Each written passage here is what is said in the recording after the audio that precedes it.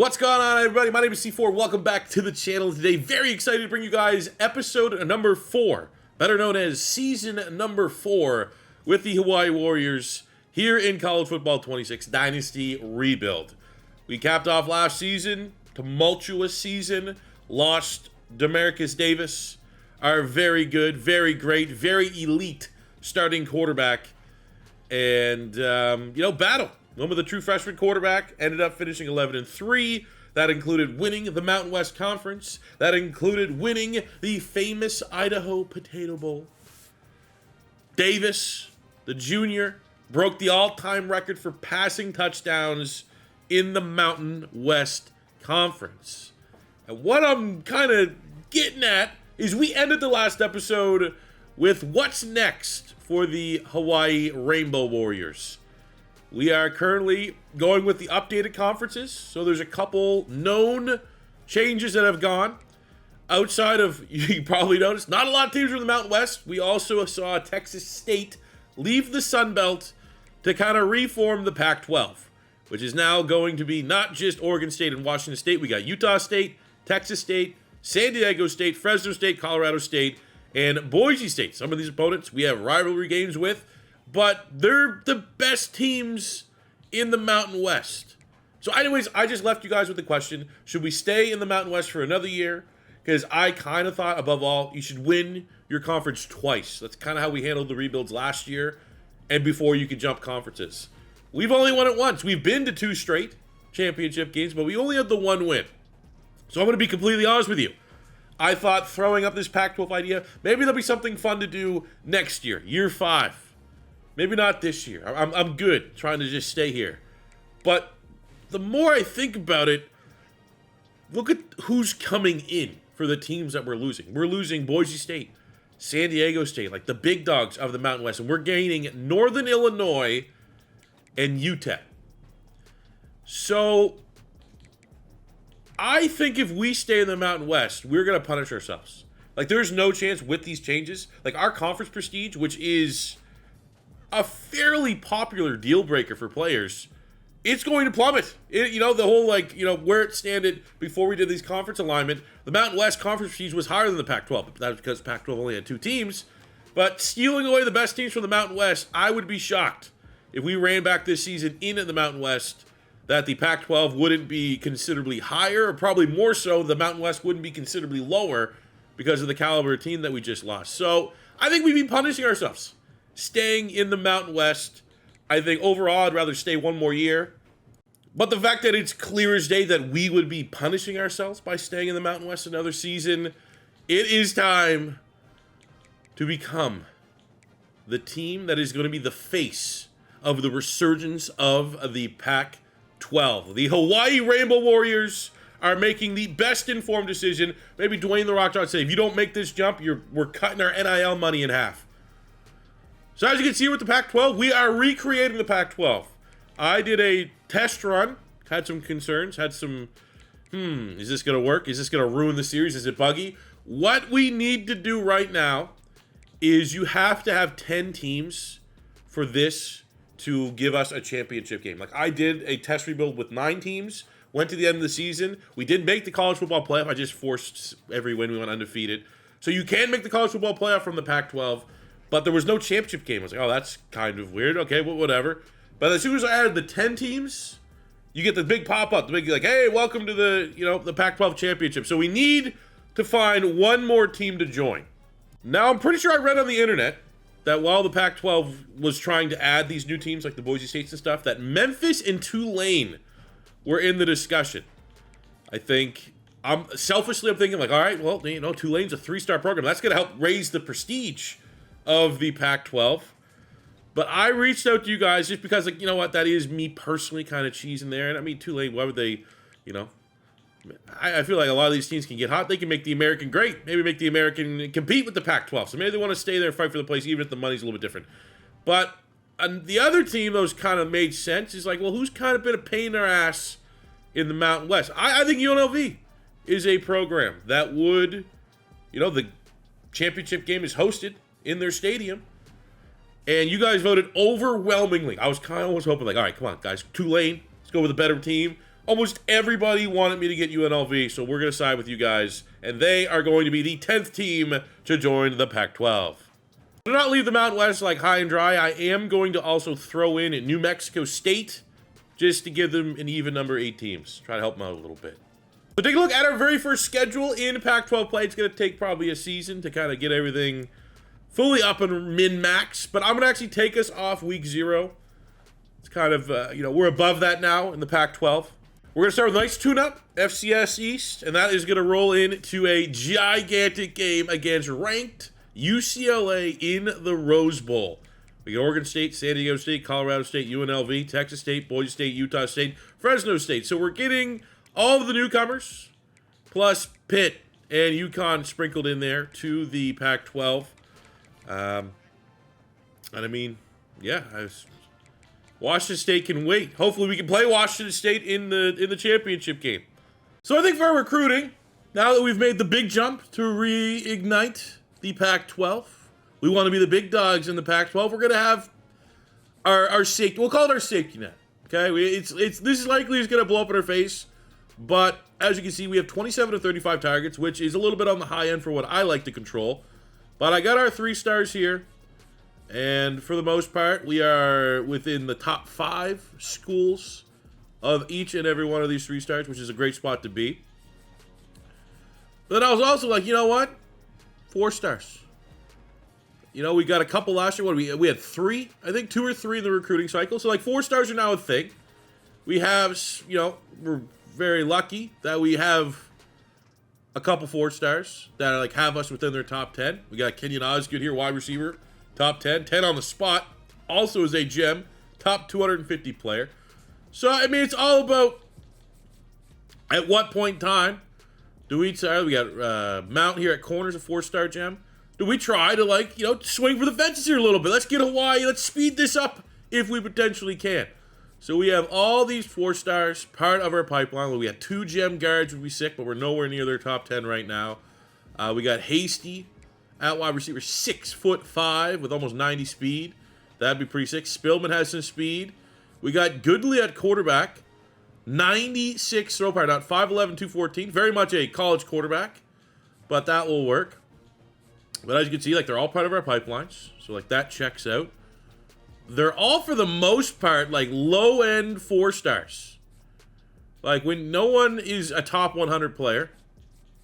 Most of them are the high 2s, 300s, 400s. So in that purgatory between a 3 and 4 star. But can we also just appreciate this guy? 4-star gem running back, 91 speed, Timber. Yep. There's no way this guy doesn't have an elite dev.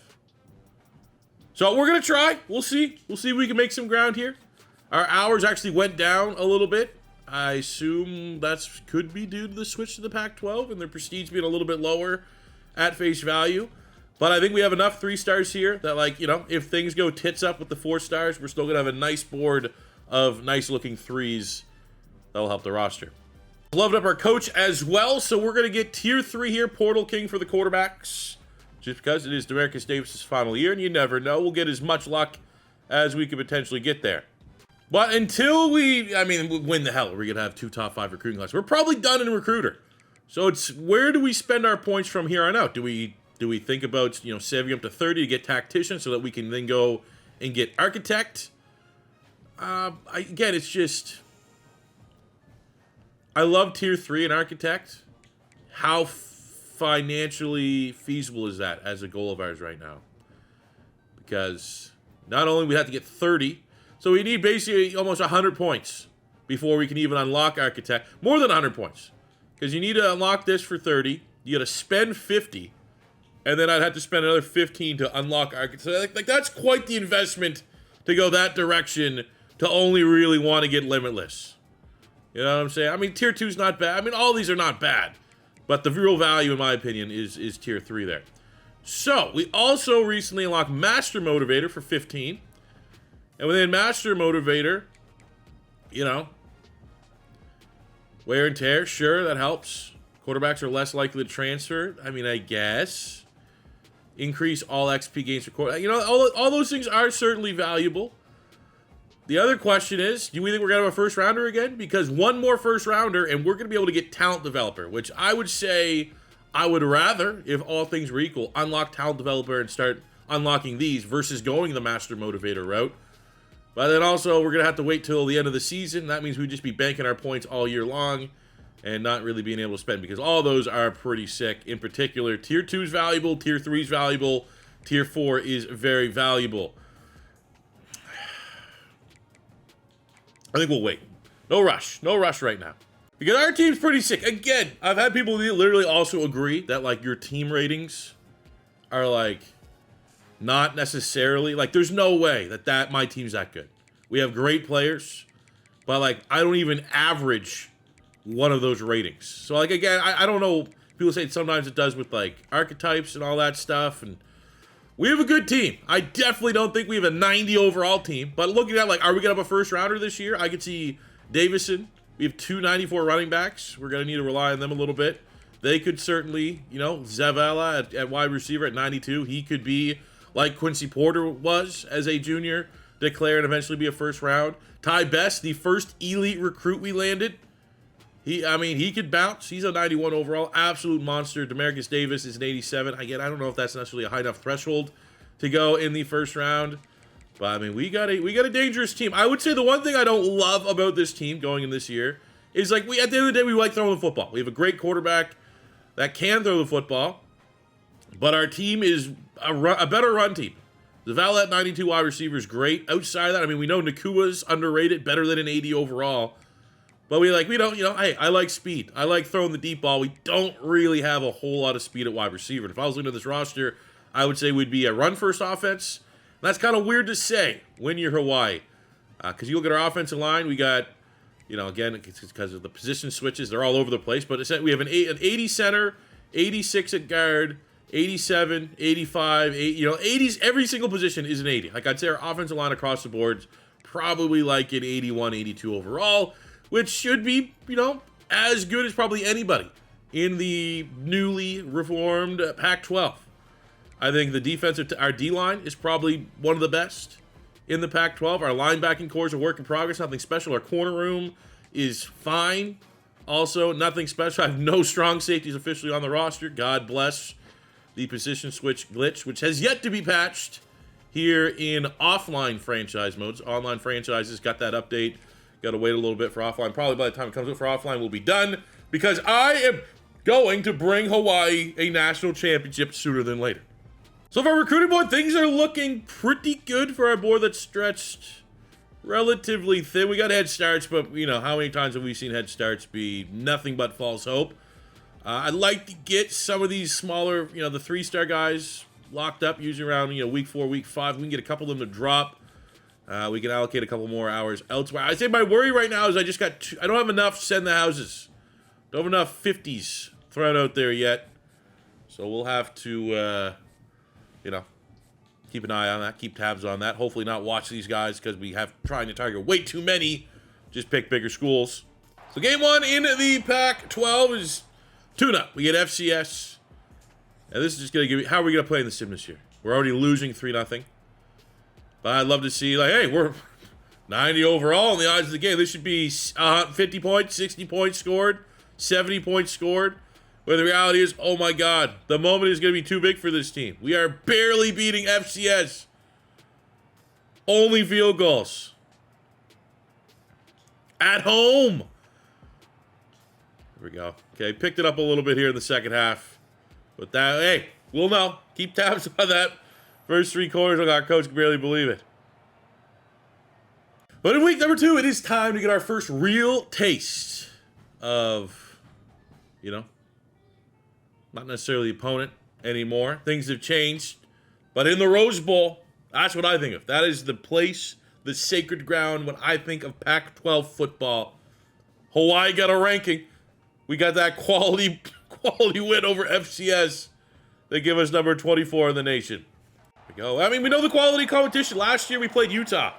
We're like, you know, I'd like to think probably the same area code as a UCLA. Like, that was a game that, like, nothing went our way. We couldn't figure it out. And, like, that's now the level of opponent we're going to see time and time again. Okay. To be honest, I've seen UCLA games. Rose Bowl's never that full. So they're up to the task here. So we're coming in on a awesome 3rd and 5. Where I've now just committed that we're going to blitz. That's how we're going to play defense. Live by the blitz, die by the blitz. If it doesn't work, at least I'm trying to affect the pass versus just sitting there and letting them find a wide open player. You know what I'm saying? That is the change, that gameplay change that we're making going into year 4 of our Hawaii Dynasty. Blitz, blitz, some more blitz. They'll be holding a field goal. That's a win defensively. And we had to come in offensively on 3rd down. 3rd and 6. We have Davis, who last season, even though he broke his ankle, dislocated ankle, which is, if you've ever seen that, I remember it happened in Philadelphia. Ronald Darby, our corner, dislocated his ankle. And it was like one of the most gruesome injuries I've ever seen. And we're going to go for this. That's a, he came back for the bowl game. But like that's it in real life. That's an injury that like you might not ever be the same. So, yes, beautiful. Yes, we got a QB that last season in that bowl game set the record for most passing touchdowns by a quarterback in the Mountain West Conference. Therefore, he is the greatest quarterback, in my opinion, in Mountain West Conference history. See what he can do here. Etch his name along some of the big dogs in Pac-12 history. Also, funny story, Davis was a freshman quarterback when we started this in real life. He was a 4-star recruit. Where was he a 4-star recruit? We got to see that a little bit earlier. He was a 4-star recruit at UCLA. So finally, he gets some revenge on the team that determined he was not needed. And he's gone off and carved a path out for himself. Looks like he'll be playing on Sundays. 2nd best quarterback, maybe in Hawaii history. I'd like to say that, yes. No one will ever be Colt Brennan. Even if somehow we can, get to Colt Brennan's stats. He's never going to be Colt Brennan. That was iconic. But who knows where we're going to stand at the end of this season. Bring the blitz again. That's all we're going to do. That's a good play. I mean, that's how you stop the blitz. Slow screen.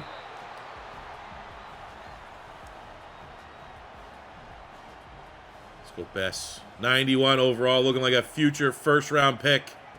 He wants us to get all talent developer. And then there's our corner and secondary. Nothing. And I'm going to make this argument here right now. Because, I personally get sick of talking about it. People are just like, you got to make the adjustments on defense. You know what I'm saying? I like to think I represent the casual gamer in this. I'm never and will never be a comp guy. But, fuck off, fellas. Okay, we're going to go for it. If defense is, if the state of defense in this game is you got to make 6 adjustments as fast as you can, spam them, like before you freaking snap the ball every time, just to give yourself a fighting chance on defense. My hot take is that's not good. I think if you want to be the upper echelon of players and you unlock, I think about like Call of Duty, right? I'm not one of those guys that, slide cancels and does all that fancy stuff and has the elite controller with the paddles and stuff. But I like a 2KD player. I can play slow. I can strategically. I can rush with the best of them. But I'm not going to win the jumpy shotgun battles. That's like the next level of nerd that I just don't care. I'm a dad. Well, I don't got time for that. I feel like to even compete against computer, you need to be making the 18 different little tweak adjustments. I've been looking at videos on how to get better on defense. Like, I have barely enough time to get my linebackers to kind of cover the slants in the middle of the field before the ball snapped. I can't make, like, stunts on the front, have these guys play, like, all that stuff, all that management, the micromanaging, like, it should exist. That should be what separates a good player from an elite player or a solid player to a good player. But the fact that you seemingly have no chance at getting any stops in this game Unless you, oh, fuck off, man. Unless you're doing all those min-max things is, I don't know. Hot take. Not great to have that be the skill curve. It's like entry-level skill curve. You know, I can make my offensive line protections. You know what I'm saying? We can audible. Do all these things. Go slant with the best of them. I can run a toss play with the best of them. We need a touchdown here, man. Just casually going in a rant, not thinking, and just throw. That's what, you know. That's another thing. You know, some people that do gameplay, they take their Adderall and they get locked in, and then they record their commentary. I do it live, baby. So when you do it live, I'm a lot of times thinking about other stuff. Like when you play, if you're playing in like a money league, you try to play this game as seriously as you can. Try having a conversation at the exact same time. Like, that's why a lot of people, when they play, you don't see when people are at pro comps, all that shit. Like, you don't see them just literally talk. Oh, come on, dude. We got it in. They're not having conversations. They got their headphones in. They're locked in. I'm over here trying to entertain. Trying to freaking get Hawaii going. It's different, you know. It's just a different beast. This is a good drive here, though. We'll get points. I'll take points. Make it 10-point deficit at worst. Ideally, we can get in the end zone here. Make amends from that pick six. Very tough to come back from a pick six. Big Mo is with UCLA right now.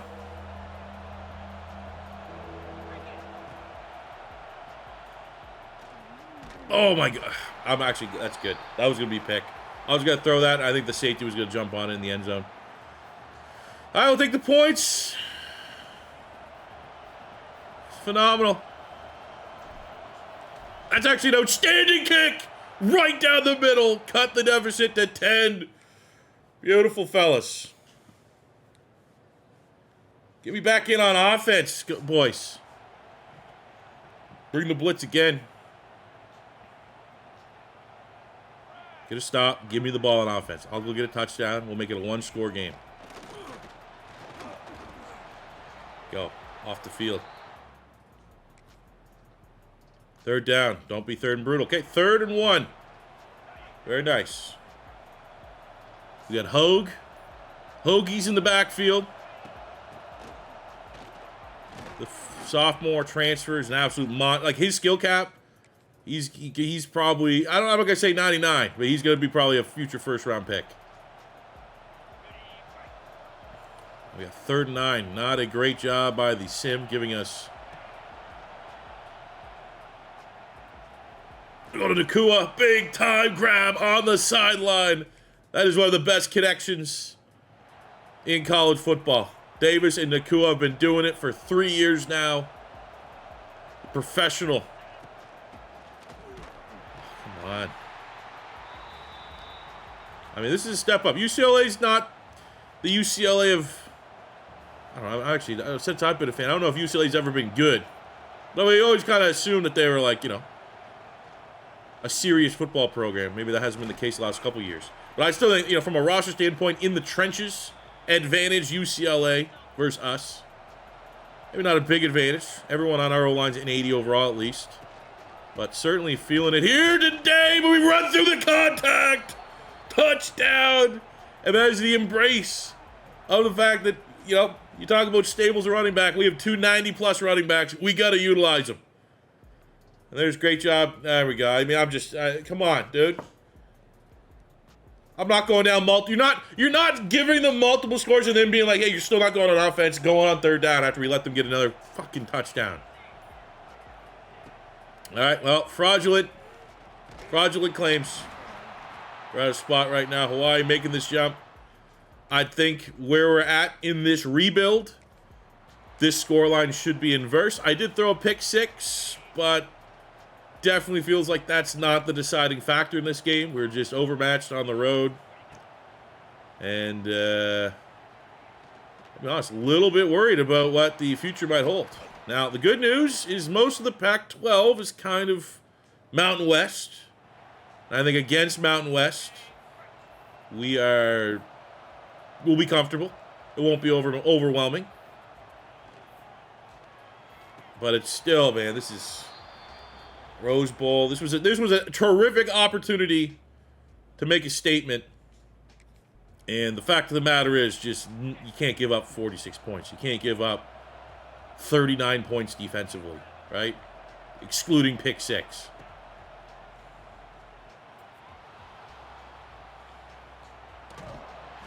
Oh, roughing the passer.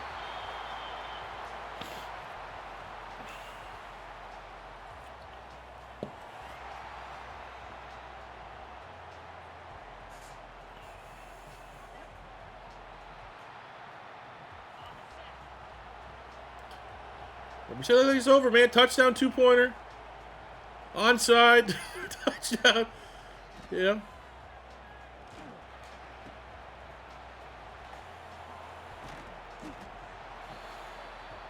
Pad our stats. Certainly do that as well.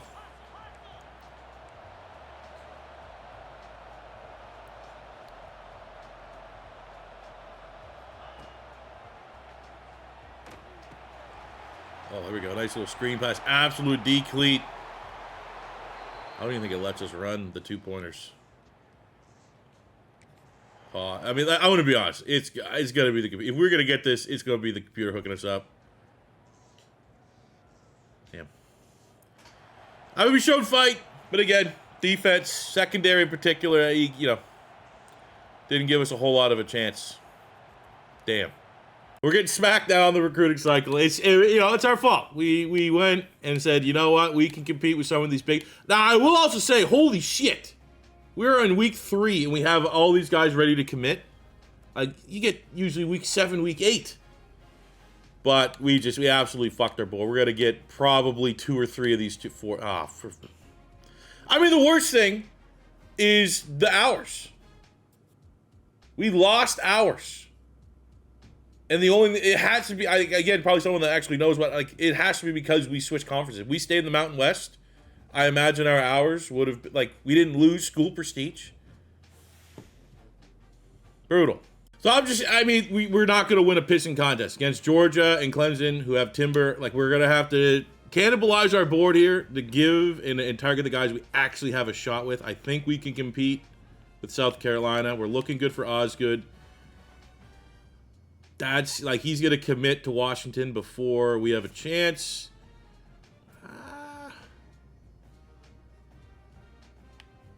Maybe we still get a chance there. Yeah. Okay, so we look good for the rest of our 4 stars for the most part. We bring Mount in on a visit week 7. That should put us in a good spot against SMU. Hey, we're just it's too good to be true, man. There we go, just free falling. No chance of getting Mount. Maybe, we're still okay. We can hold out, but it's Oregon. Oregon's going to smash us. Texas is gone. Osgood, deal break. He's so close to committing, of course. It's playing style. We can keep him there, but he's, oh my God, dude. We're fucked. We are so, I don't have a single...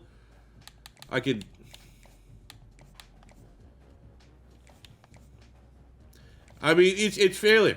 Absolute failure. Here I thought, hey, maybe, just maybe. If we make the big switch to Pac-12, we can kind of change the caliber of a recruit. Get a couple more 4 stars. And there's a chance we get less 4s than we did last year, when all is said and done. Brutal. We're going to get an authentic Pac-12 matchup here in week 4 against Oregon State. What is their team rating? It's a team I thought about rebuilding. Okay, should win. Beavers, Canadian, love it. Love the fact, I'm not going to say it's a ripoff. I don't know who's who first, but I've always liked Oklahoma State, the black, the orange. Obviously, they're pretty much the same colors. Like the vibes. That might be our next rebuild. Our one-off rebuild.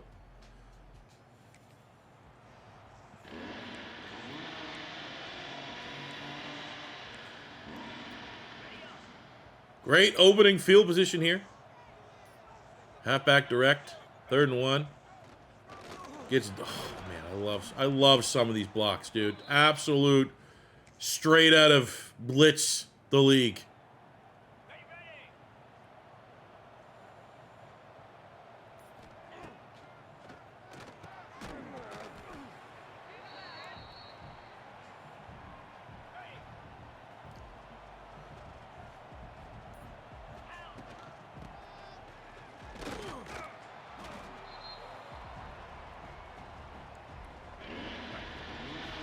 Third and 2, 4 down territory. We don't like kicking field goals, and we don't have to. Get that out quick. Blocking is very well done. Hogue in untouched with a convoy in front of him.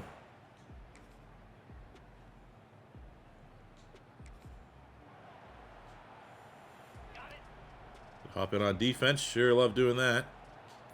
Let's go, Bess. At what point... And I'd like to think it's not a brag.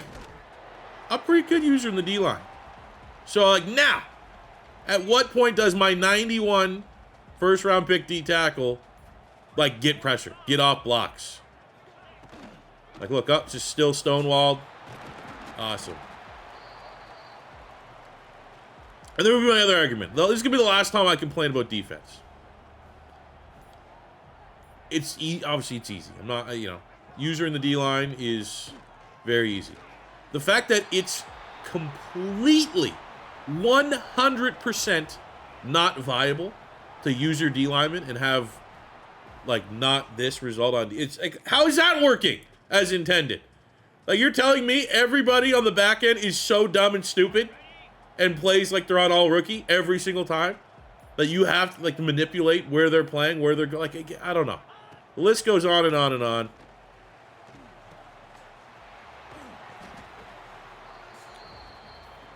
But it's what keeps the balance. Because I know with this offense, if I just play offense only, I'm not gonna say we'd win the national championship, but I don't know. We'd probably run the table. So it adds the challenge to this rebuild. As I get sacked terribly, is we throw the defense in to keep it competitive.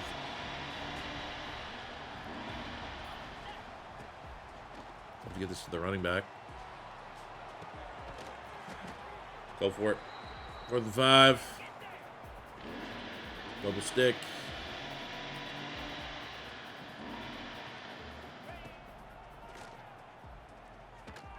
Oh, let's go. It's dropped.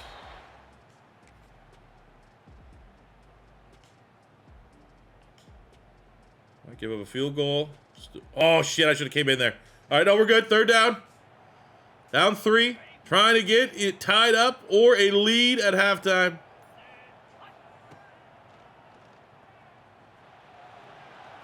Oh, we fired. Oh. What's the field goal here? 47. I mean, can we kick a 47-yarder?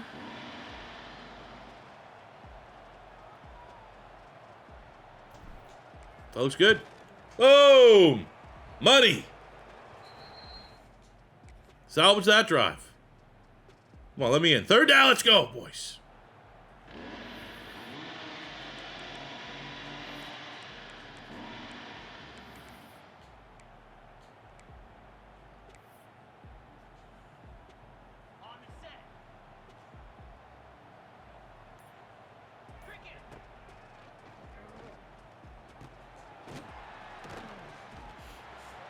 Fourth and inches. Don't let me go for it on 4th and inches. Fuck you. I threw that because we'd go for it on 4th and inches. I don't, Pat Phoenix here, kind of coaching scared. His first Pac-12 matchup. Don't love that. That was still Mountain West. We were playing Air Force. He would have kept the offense out there. 3rd and 5, go mesh. Definitely feeling the heat of not having, like, the Porter shot. That big deep ball that we've had the last couple years. But you just got to be a little bit more meticulous.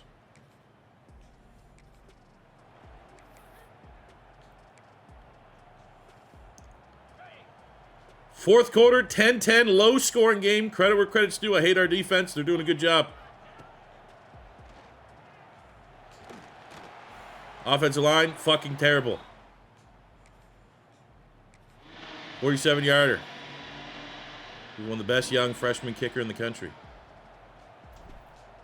Boom! Fuck!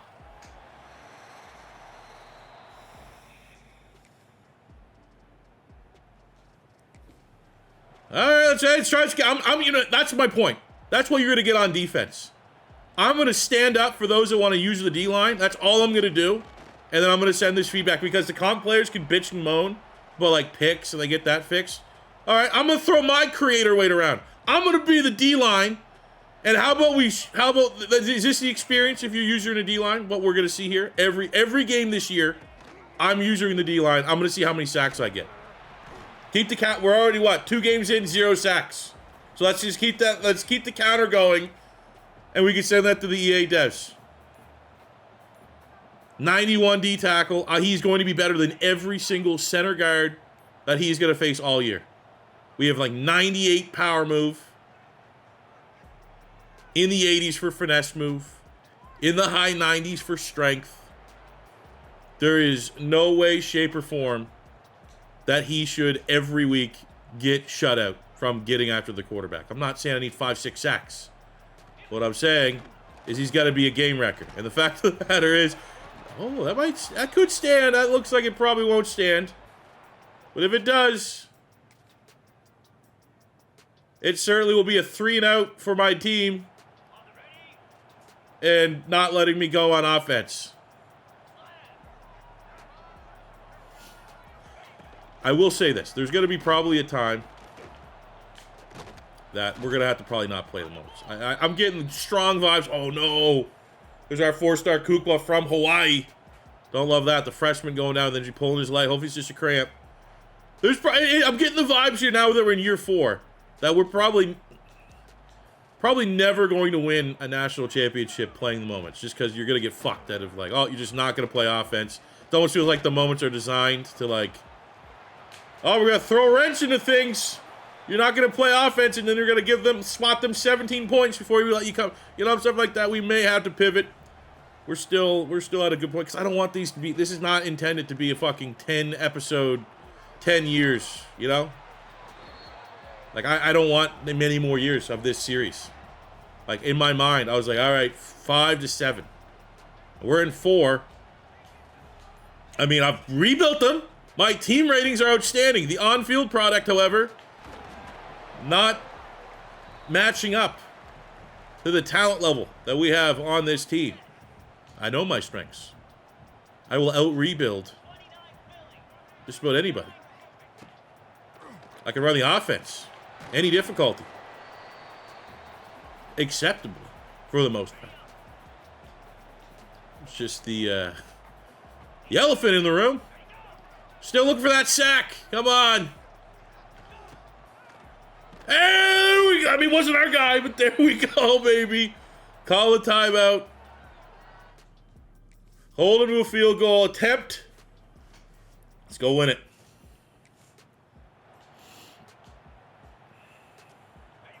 $1:10 to go. 2 timeouts. Zavala is our speed.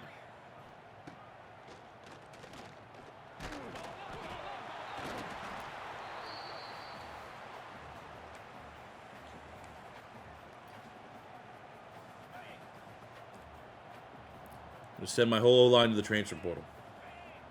That's an 87 left tackle. That's been getting beat like a drum all day. But that's all you need right here. Fuck off! Come on, dude! That was it. Now they're going to play they're going to play off coverage.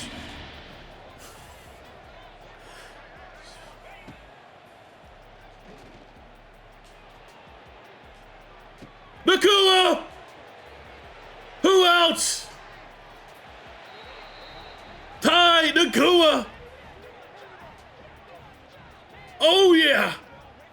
Hawaii's first conference game in the Pac-12. Oh, don't make me. No, dude. Why? This is they're tormenting us. Oregon State with 3 timeouts. Here we go. Let's get a sack. Best. 91 overall. Best D tackle in the conference by a mile. All right, first play, gain of 15. Sick. All right, here we go. Best speed D tackle. Unreal skill set. Aaron Donald, some are calling him. There we go. Just getting pancaked by like a sick.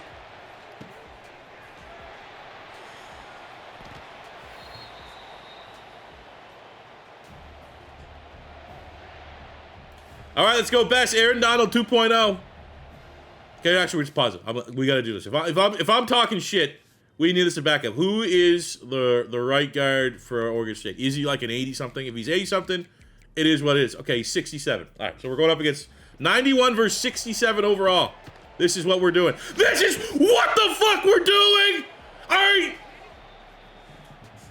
I'm not...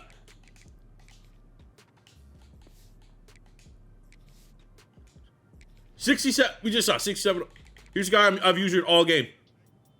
9.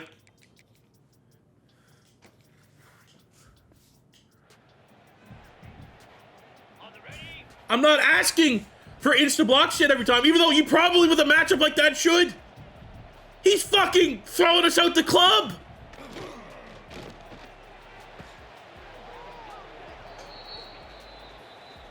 How is that good? How is that right? Final play.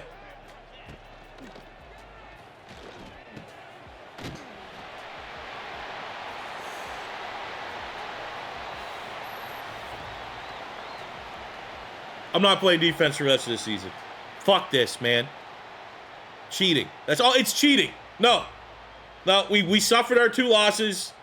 I have to salvage the rest of the year by playing. I'm not going to win every time. But no. Absolutely. I don't want... No. Just, I mean, again, we're just...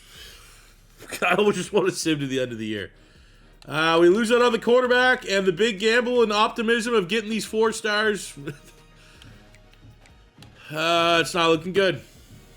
So the good news is, well, we're back to, MAC play. Pitt probably will be pretty tough, but like Fresno, Utah, Boise, Texas State, UConn, UNLV, Colorado State, San Diego State.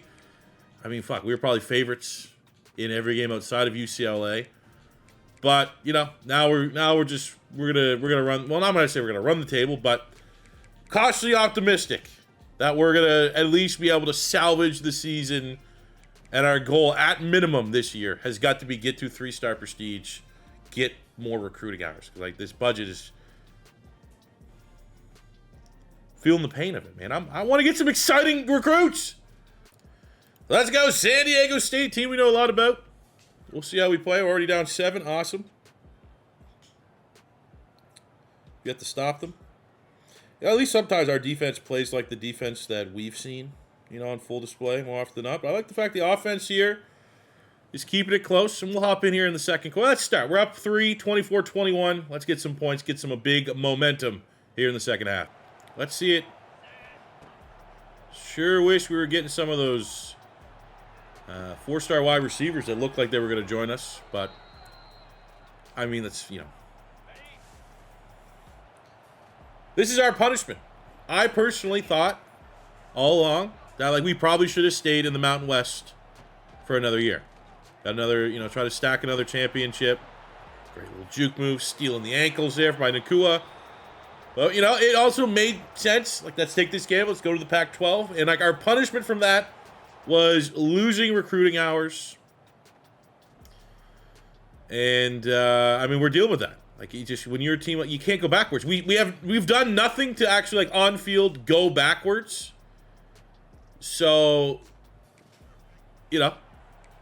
that's our punishment for leaving early. Is recruiting this season was more difficult. And then we took the gamble of what? We feel good. We feel like a program let's come in. We're gonna be the big dogs in new Pac-12. It hasn't been like that. Hasn't been like that on the field. And all those 4 stars, if we would have got maybe 3 4 stars and just purely focused on them, hindsight's 2020.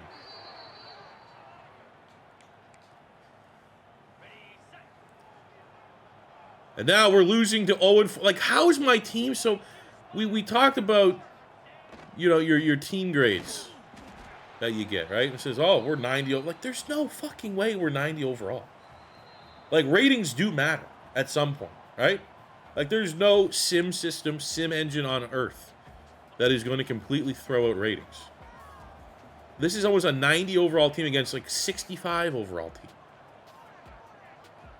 0-4. They've yet to win. And we're here fighting for our lives to try and claw our way downfield to try to win this game.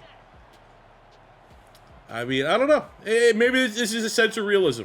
Usually rebuilds, they go, look at that. Our slants are getting all locked up. There we go. A little bit of separation at the end. Puka Nakua's brother doing what's best. And I mean, maybe we need a full-on doomsday year. Where literally, you know, the trajectory of Hawaii was going like this. And then we get humbled. Incredibly humbled.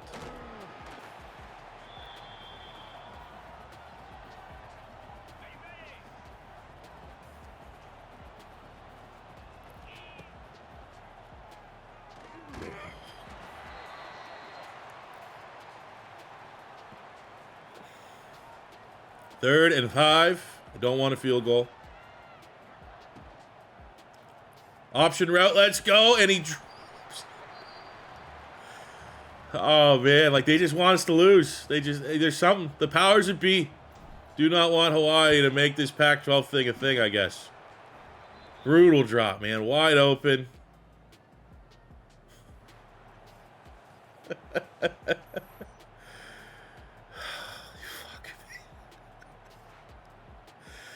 I don't know, fellas. I really don't. It's one of those, hey, you have a bad day at work, we're having a bad day at work.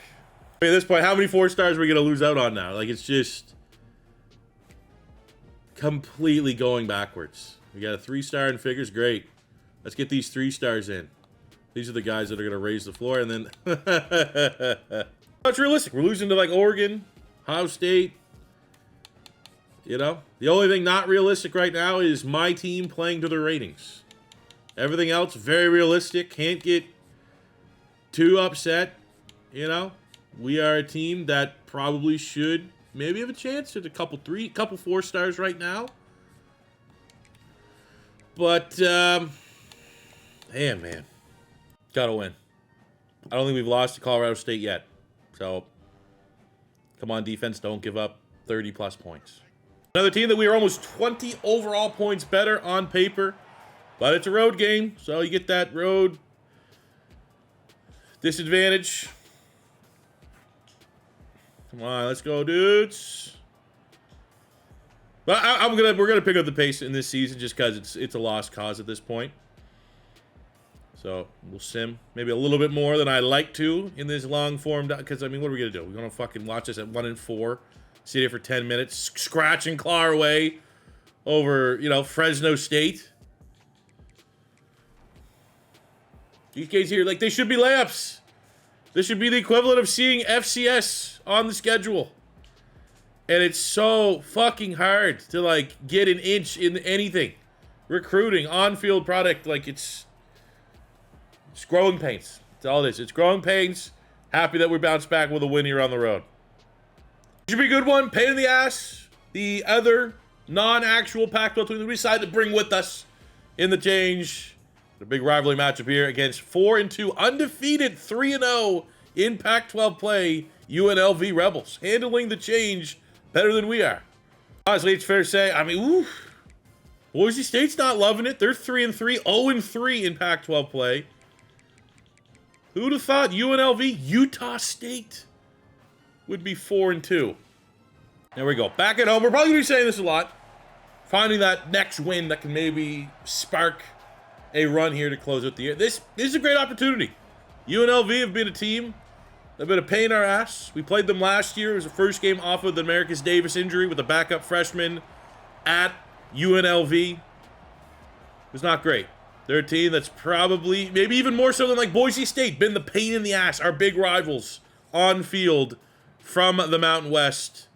And they are now here in the Pac-12 with us. And they hit the ground running way better than we have. Perfect in conference play. Let's change it here at home.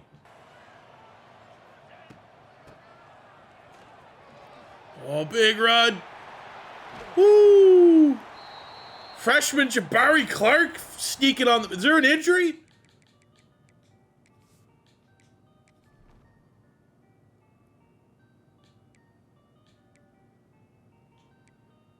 There's been one drive.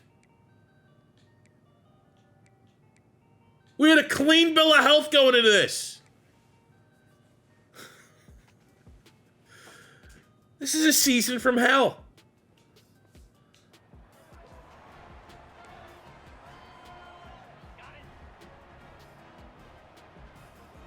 That's 188 overall points of running back that is out for multiple weeks. 290s.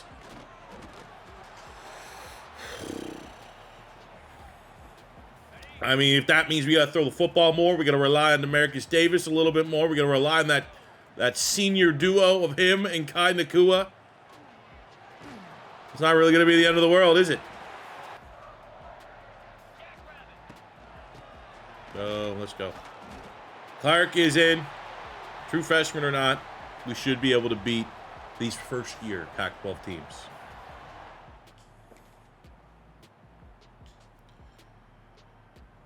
We're rolling here, boys. Let's go. Defense is getting stopped. We're up 24-0 at halftime. Score there for UNLV. Again, games are like this. We'll just kind of hit the turbo here. Because this season, I don't want to say it's a crapshoot, but as it stands right now, we are in football purgatory. And we might want to get to year 5 as quickly as we possibly can. But, you know, if we can get on a roll, make these late season games really mean something, we'll show a little bit more attention to detail. Big win, though. And now with the injuries to the running backs, we need Davis to start playing great football, and he had a great game, probably his best game all year. 3 touchdowns, no picks. Clark in kind of clean, reserve duty. Did all right. We also, can we forget? We have Deshaun Reeder, who was our starting running back last year, still in the squad. We actually probably have to go adjust the depth chart right now to make sure. We are absolutely spoiled. Okay, we get 2 sacks, 2 picks. Cool. Oh, we got a 4-star. Okay. We got another 4-star. It's a center. We're not gonna get too excited about a center. But, we wanted this big next step up. Wanted Hawaii to feel so much different with this big change to the Pac-12. When at least, if you take a step back and you kind of get rid of the probably too high expectations we set for this year. If you compare where we're at this year to last year on the recruiting cycle, it is better in a way, especially the fact that we're dealing with less hours than we had a year ago to still pull a class that on paper from just the high school recruits is going to be stronger than last year's class. It is impressive. It's just, not the 6, 7 4-stars that look like we could have potentially landed. We're not going to have, the Chester Best roles where it's us against Notre Dame and Oregon and LSU. We're not going to win a lot of those still at this stage of this rebuild. Best case, again, almost a top 500 player, so closer to a 3-star than he is a 4-star. Osgood, right in the middle at 250. Had a playing style deal breaker, still picked us over Arizona State, so I love that. And Kane at safety is certainly the belle of the ball of our class. 175 in the nation. We're still in a great pole position here. We actually have a recruiting battle. But I'm going to guess we're going to get most of these 3s. Honestly, at this stage, we could probably go see if we can double dip. Maybe there's some 4-stars that are still undecided. We could sneak in. So we got a recruiting phase. I was able to find a couple guys. Couple 4-stars. We got Wilkes at wide receiver. He's C+ playing time. Ferguson, we are of interest of him. 6 school right now. He was just sitting there somehow. Overlooked him. We're going to be able to send the house on all these guys for the first stage. We have Jasmine at center, who's A+ playing time. Otagwe's B+ playing time at linebacker. Want to add some depth there. And then we have LeCount, who's an A+ at safety. Again, if we could sneak away 1 or 2 of these guys, if not more, that'd be sneaky good business to close out the recruiting window for Hawaii. All right, here we go at UConn, back at home. Again, another matchup. It's not conference play, but certainly needs to be Not a 14-0 performance to start. Okay, we get one back. Let's hop in now here in the second quarter and see if we can tie it up. It just, I mean, gameplay's probably looked a little different this year, fella. Haven't had that. Like, usually we're good to get 2 or 3 deep balls a game, and we've had to completely reinvent our offense. And I mean, our offense that is so running back heavy now. Like, that is the strength of our skill position. Now we're just utterly depleted in that department. But luckily, I mean, we got Reader, who, until we had the transfer portal fall the way it did, let's go, gun. Big run by the tight end. Reader was, I was perfectly fine with Reader being our starting running back this year. One of the fastest running backs, has that like 94, 95 speed, 96, 97 acceleration. Let's actually see if he can show his juice right here with a big run. Oh, we actually get blocked fairly nice. There we go, good gainer.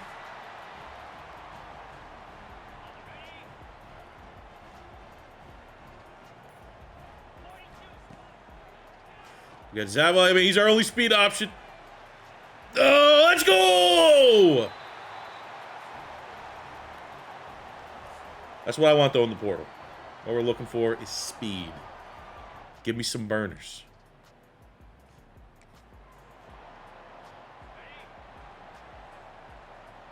We got slower as an offense this past offseason.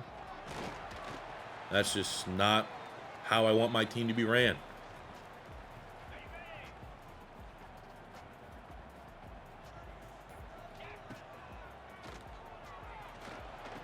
Look at that. That's a big one.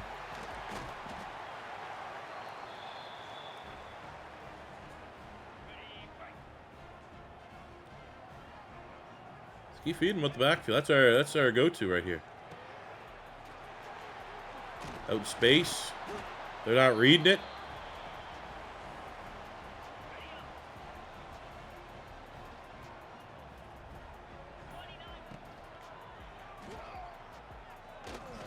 Throw the anticipation, find the open soft spot of the defense. Nakua just eating up zone. You got to go man to man. He's too smart of a football player.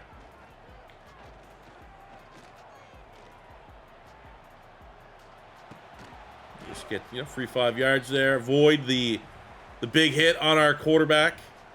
Taking this down to the 2-minute warning. Love Nakua there in the slot. Watch that linebacker throw a little anticipation, a little high, a little behind. But their chemistry is too good. There we go, up 21-14 going into halftime. Start the second half, couple 3-and-outs, couple punts, good drive there in the third, and we are running away with this one. 30. I mean, this is what we needed. We needed this. Okay, actually, we're choking. Okay, we'll come back in here fourth quarter. 2 straight touchdowns for UConn, 14-0 run to make this a very interesting fourth quarter here. That block. Oh, Reader to the house! We've only had 1 or 2 of these all series long. Now, we are a pass-heavy team. That feels real nice. That's what we needed. Great blocks, great job by the O-line, great patience. That's going to be enough here to drop. Oh, come on. We showed them respect. That should have been a 50 bomb. But a big win nonetheless. Terrible first quarter. Team woke up after that hell of a speech by Pat Phoenix and Deshaun Reader. Stud. Oh, and I love to see that. Kiki Awosika, our corner one. 2 picks, 5 tackles, and a PBU in the win. Gets Pac-12 Defensive Player of the Week. Our first award winner of the season. Let's make it 2. Deshaun Reader, hat trick and touchdowns, $160 on the ground. We dominate. Overall, exactly the kind of role you want to see. Now we're trailing SMU. They've beat us out for a player already this recruiting cycle, but we've gone from no interest to number 2. We've jumped from 6 to number 2 on Ferguson. We're competing against USC, not ideal. We've gone off nowhere to top 5 for Jasmine. Don't love the fact, again, big schools ahead of us. Atogwe, that one looks a little more attainable. We're in his top 5, and LeCount, we are now in his top 3. So we got a chance. Now back in Pac-12 play against probably the team that maybe was the most surprising team to join the Pac-12 in Texas State. And again, on paper, come on, boys. Huge advantage, huge talent gap. We're at home. There's no road game nonsense we have to deal with. Let's start this thing out hot. I think we go actually audible here. What kind of speed they got? Like this is going to be a slow defense. Ooh.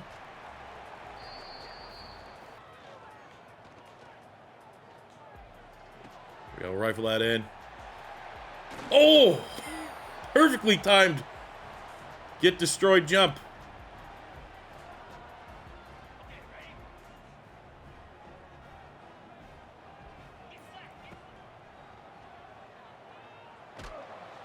Wait a minute, dude. Is Reader hurt?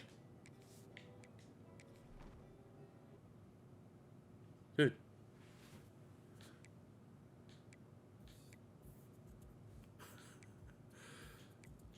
When did that happen? He finished the game. 83 running back. 90, got 94, 94, 83, 91. We've been relatively fortunate with injuries so far in this rebuild. Last year we had Davis, which sucked, but that was kind of an isolated incident. The rest of the team was healthy. Jesus, man. Come on, help me out, Gabe.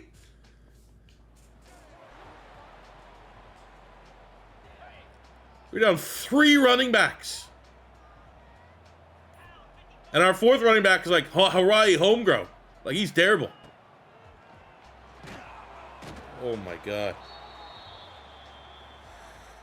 Okay, well, we're just not going to be able to run. The good news is that he is like 230-some pounds, so he should be, you know, I mean, I don't want to be sizist. I'd like to think, you know, you should do a good job blocking. Nope, not a great job. So we're now actually a severely undermanned Hawaii Warriors team. So suddenly this gigantic discrepancy between our team and Texas State is not as bad. But we are handling business here in the first half, up 24-7. Let's hop in here, get some momentum, get a nice drive going, feel good about ourselves where we are. Feel very regressive. I don't only feel like Hawaii risk. I feel like my gameplay has regressed. I got completely rattled in those first 2 games playing defense. I gotta call it the way it is. Like, still just absolutely stunned that my 91 D tackle for, I don't know how many reps, 15 reps I probably would have had that game. Every rep was embarrassingly dominated, including, like, you know, the final play. Like, gotta have it, 4th quarter, 10 seconds to go, red zone, 91 against a 67, and we get thrown out the club. Like, that's rattled me. Absolutely rattled me. Like, I'm getting ready after this. I take my daughter to soccer. Love it. One of my great joys in life. I'm going to be thinking about that pancake block while I'm there. You know? We're going to be learning how to trap the ball. We're gonna learn how to Travella pass, you know? And I'm going to be here thinking about how I got thrown out the club by a scrub, dude. It's unbelievable. I shared that clip on X, and it is kind of blown up a little bit, so I'm glad I'm not the only person that is feeling absolutely just disgusted with the state of defense in this game. But, like I said, for the rest of the regular season, you know, once we go in the offseason, we'll dip our toes back in, but we need to respond. We need to bring the realism back, and realistically, if I play defense, it's not a realistic Hawaii experience. This is our team ratings playing to our team ratings. The team that I've rebuilt in a rebuild video playing to their level. And we got Davis. So hot right now. 400 yards, 5 touchdowns. Let's freaking go. The Warriors are just rolling in. Fitu Tavai with 2 touchdowns, 97 yards. Gets Pac-12 Offensive Player of the Week. We bounce back. Boise State's got hot at the same time. Here of our Week 10 matchup. We're both 5-3. As far as things are concerned in the Pac-12, I mean, we win this, we're 6-3. We'll be tied for the best record. We'll be 4-2. I mean, it's been quite the redemption. But Boise State's tricky. I'm going to regret doing this. But there's still a side of me that's like, you know what? Against like the big opponents, it feels like you earn it more when you play the moments. And it's not just me doing what I know I'm most comfortable with. An injury-ridden Hawaii Warriors team, still on paper better than Boise State. Both these teams trying to make a name for themselves. Let's go score. Shot. I'd say the best thing for us is we're getting healthy. Hogue, the 94 overall running back, is back in the lineup healthy. Here's where we want to get him going. He's going to be Argenti. Oh, please, look at that. Boom! Running back out the backfield! Maybe a better throw. Oh, no!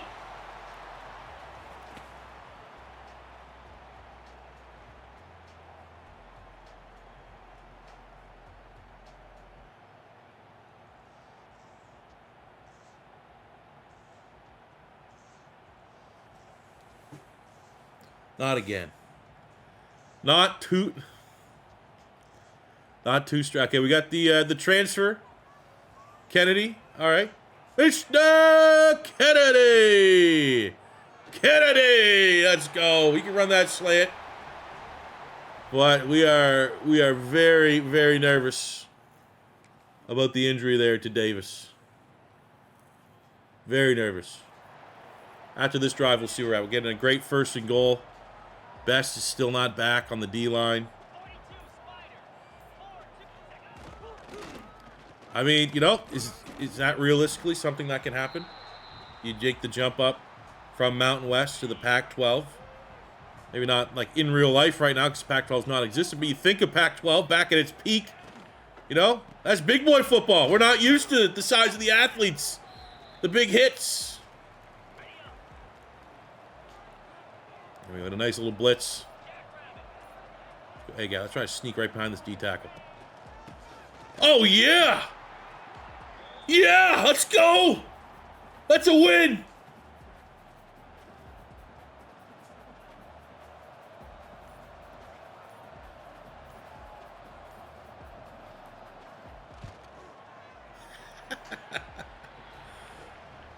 It's not just me.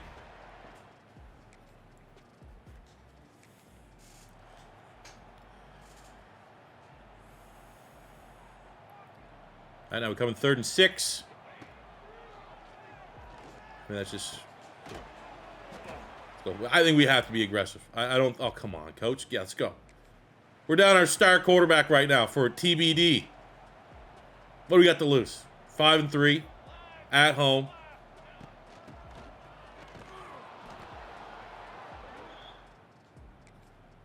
Just trading. Just trading there. I mean, look, another field goal stop. They're going to give me this moment. I'm going to come in to make sure they're not going for it. Very surprised they're not going for it. Could be a trick, I suppose. Trick play. Still a win. It's not 7. 2-minute drill. Sure.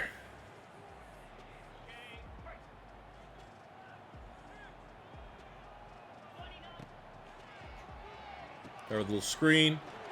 Follow our great block. Oh, I mean, hey, did an all right job.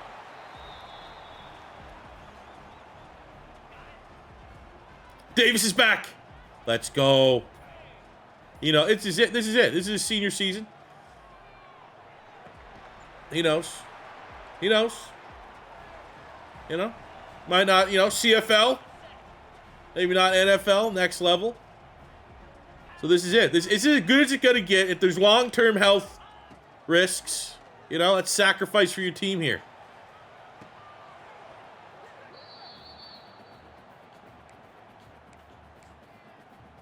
We get something here in the end zone.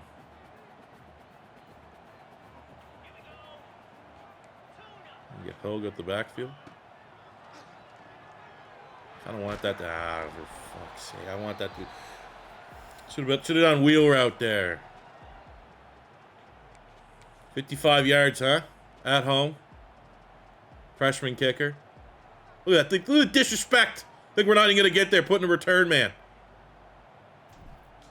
Boom! Perfect! Suck on that!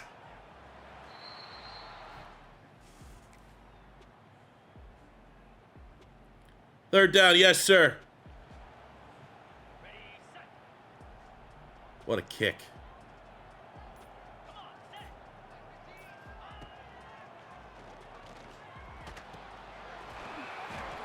Go for it.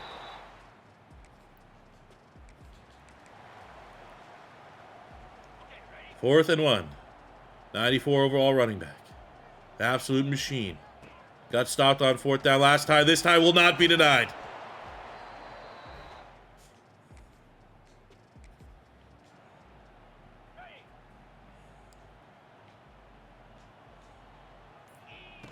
So the offside, it's a free play.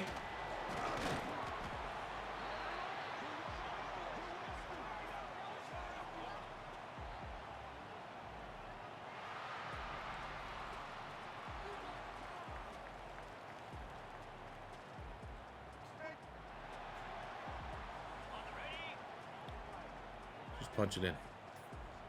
Let's go, Beast. I took the second and goal on the 1 over first and goal on the 3, and I'm almost regretting that right now.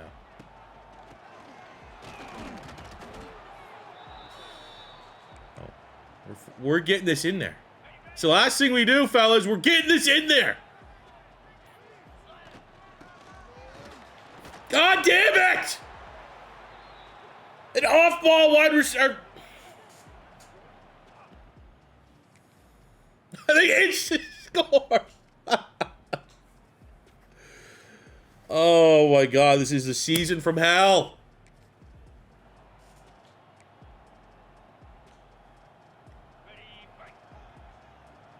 White flag. I'm good. I don't need this challenge in my life right now. Like, God, you exist. Please.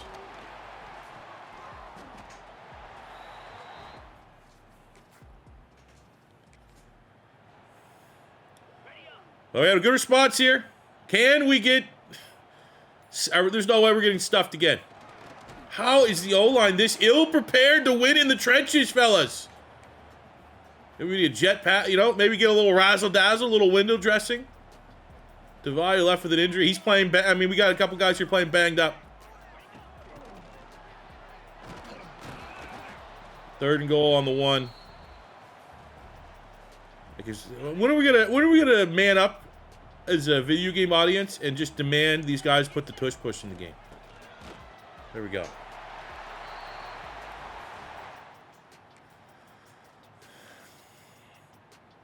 All right, they're going for it on fourth down. Fourth and 10. Cover 2 man. That's what we need. Cover 2 man. Look, I'm gonna do the linebacker. Watch the middle. Just don't nothing over the middle. Jackson, our best pass rusher on the team. Throws a double coverage. There's no way he comes down with it. Holy, we gotta stop. Jaw-dropping, YouTuber, cheesy reaction face. What? 3 and out again? Okay, we got 4th and 5. Same thing. Inside. Inside. All right, they got no timeouts left. They got a nickel and dime their way down there. 4th down and 10. 13 seconds to go.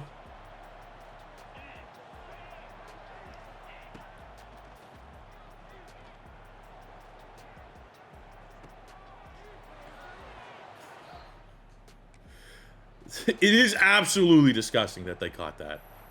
But, wise defense. Okay. No, don't want this to be 2 hours of me complaining about the same thing. We got to win. But just why is it the way that it is? You know? So after losing 3 straight games against UCLA, Oregon State, and San Diego State, we've been able to respond nice enough. We're now 2nd in Pac-12 play at 6-3, 4-2 in the conference. We have our toughest game on paper remaining. It's luckily also an out-of-conference game, but would be a great momentum type win here on the road against Pitt.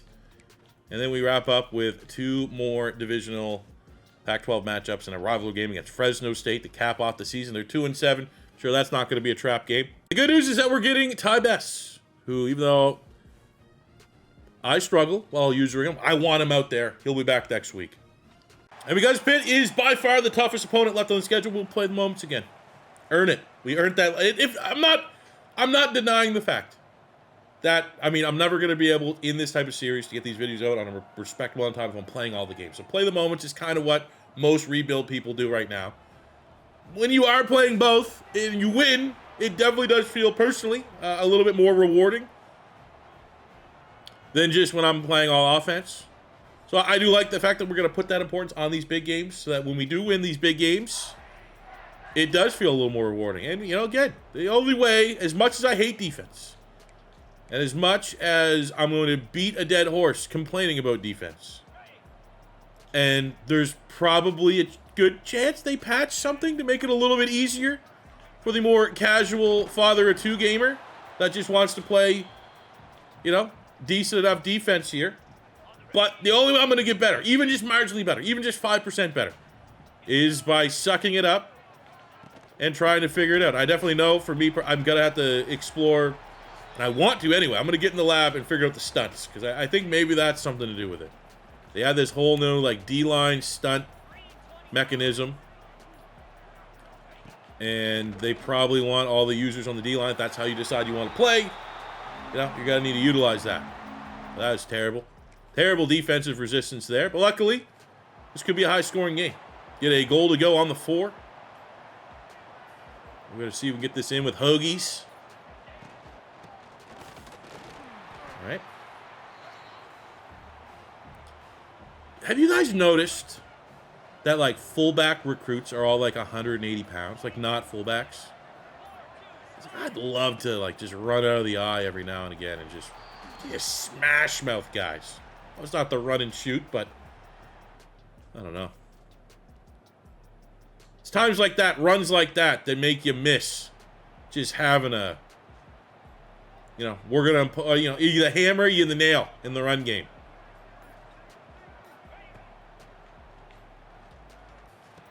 Sick. Beast. What a beast.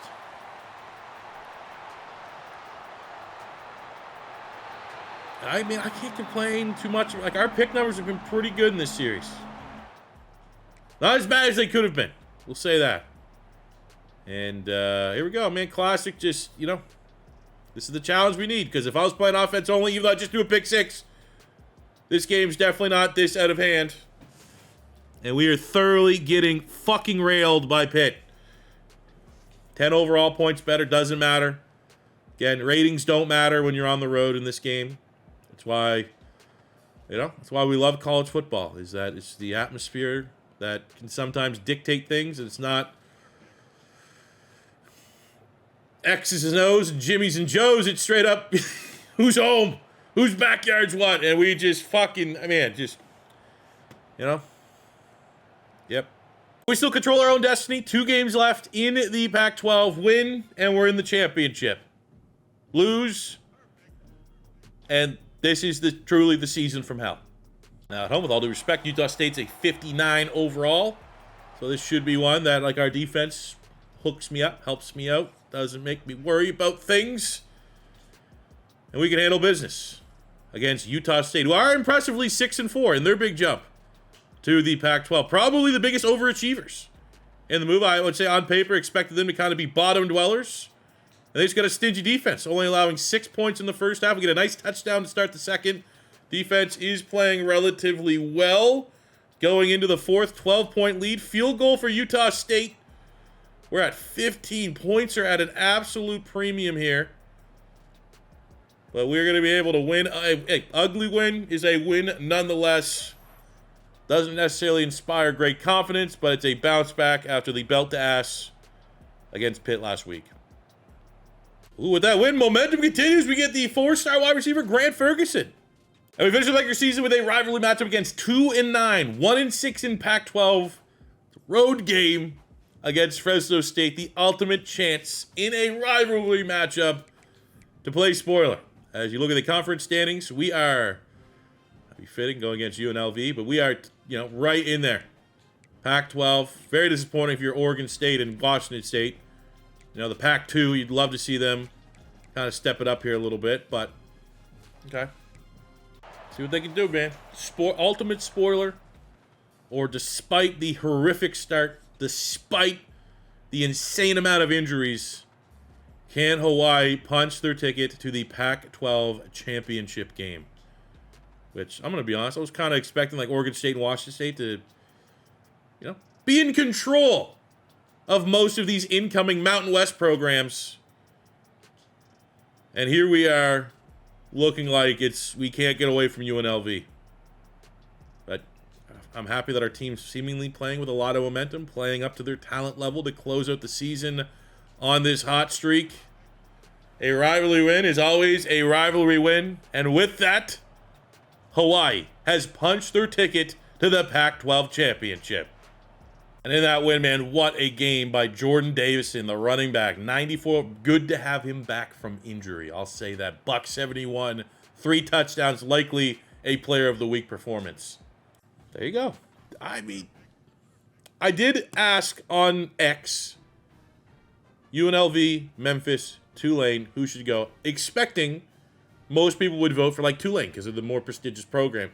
Overwhelmingly, it was go UNLV because we've kind of had a little bit of a rivalry with UNLV. So I was like, all right, we'll bring them along with us to get the 10-team threshold in the Pac-12 so we have a championship game. Did not expect to see him here. Good for them. We're not going to make the same mistake. This is the only time you have a chance to fire your coach. We're getting rid of the OC because his abilities suck. And let me look at Lemur. He's up to 26. Like, that's, probably going to be fairly comparable to some of the better. So we got increase. I mean, okay, so a little bit of buff there on recruiter, but not a crazy amount. But his motivator, I mean, that is real nice. Training boost. He's close. I feel like we keep him. Like, yeah, that's.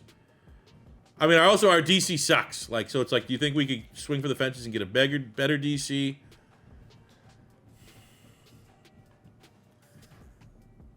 I feel like from a messaging standpoint, from a season for hell standpoint, let's see if we can swing for the fences and get true game changers of coordinators, like former head coaches potentially. I kind of want to get a little sneak peek. How's UNLV buttering their bread? What do we got to worry about? Quarterback play. They got Duncan Grant. That looks manageable. The run game, not anything crazy. We do have a very nice Jelani Watkins at wide receiver. A lot of speed there. Malachi Durant. So they got a lot of speed at wideout. We do not have a particularly fast secondary. Defensively, okay, they got some dogs. Raheem Keenan, the sophomore. 17 TFLs, 10.5 sacks. Mohamed Al-Taib. Also very, very productive from the defensive line. Relatively, no ball hawks, but that guy there. Keenan is going to be a problem. And they got a lot of speed at wide receiver, which is a bad matchup for our secondary. I guess just quickly before I run, how's our team playing? Well, Davis, a little below his standard, 29 touchdowns. I'm actually surprised. I'm not surprised because look, I mean, we got smashed with injuries for our running backs. If they played the full season, we probably have someone flirting with 1,000. I'd like to think, or if not, like the combo of the two 94s combined would have a lot more impressive stats. Receiving, Nakua just doing what he does best. If we win this game, we can go on a run. Likely we'll finish his final senior campaign in college with 1,000 yards. Tavai, the freshman, stepped up fairly nicely. Zevala, our speedster, was decent defensively. I mean, again, it's kind of gross. I love seeing the freshmen have a nice season there. And Jackson popped off, but still not really where we want to see those numbers. Love seeing Awasikwa with the 4 picks as well, homegrown talent. Now it is time. It is back to Pac-12. This is established ourselves. Our goal, no matter how rocky, how season from hell this year was, I said I wanted Hawaii of this new look Pac-12 2.0 to be the powerhouse. And maybe we didn't dominate like a powerhouse, but if we can win the Pac-12 championship year one, that's a statement.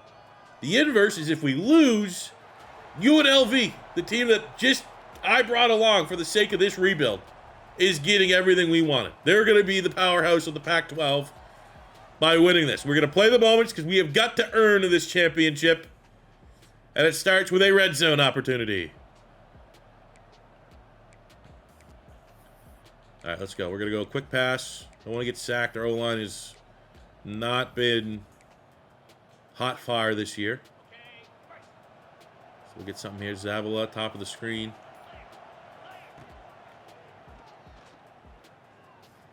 And we'll just get the free yardage there. Bring it up to the 1. Maybe just run this one in. We got Hoagies in there. Oh, Davison. A little bit more power. This game's about 10 pounds heavier. And the O-line did their job, which is, it feels like sometimes that plays automatic until it's not. We just had that, especially against Boise State, where it's, I mean, we had to earn every inch there. 3rd down and 5. Okay. Bess is back, the elite dev D tackle. Absolute monster, homegrown. Who we need to take these games over. Space Eater stops that play dead in its tracks. Defense does their job. Offensively, we're coming in 3rd down. Man, he just loves slants. Everyone knows I like slants. If you watch my content for any length of time, we all know my skill level, and we know that, we'll take money throws when we get it. I also, to defend myself, I usually play with dog shit teams. And you're not getting, easy quick throws are the only way you can remain competitive. But this is a roster that is far from dog shit. So we can definitely open things up maybe a little bit more. But on 3rd and 5, in a big championship game, when you can get a layup, you take the layup. Here we go. We'll go a little bit more depth to our routes here. I'm going to look at Zavala. We're going to watch that safety. I mean, the read is that the O-line can hold up, get it either him or Nakua. We're going to watch what that safety does.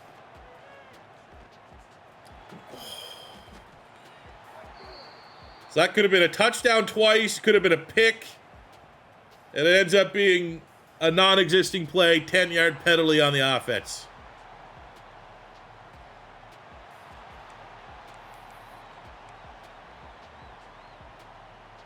First and 20, we'll go mesh. Something quick. Get some of this yardage back.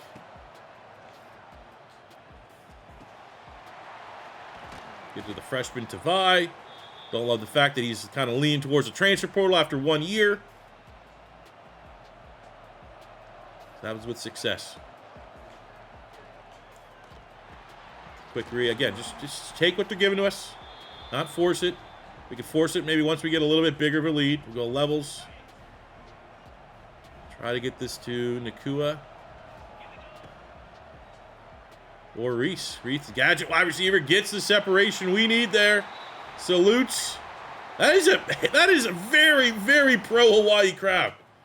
It was like half the island's there, supporting their Rainbow Warriors, who are up 21-0 over UNLV. We'll come in again. Yes, sir. What does Coach want to run this time? We'll let him take the reins here as we get the nice little watch the cutscene type play of the moment. 3rd and 8 on the 35. Right there. There's the play. Zavala, shot. Trust his speed, even with the safety. Actually, the safety kind of breaking off there. The throw off back foot to the tight end, who... Brutal. Absolutely. What's the field goal here? 52 yards. Best freshman kicker in the nation.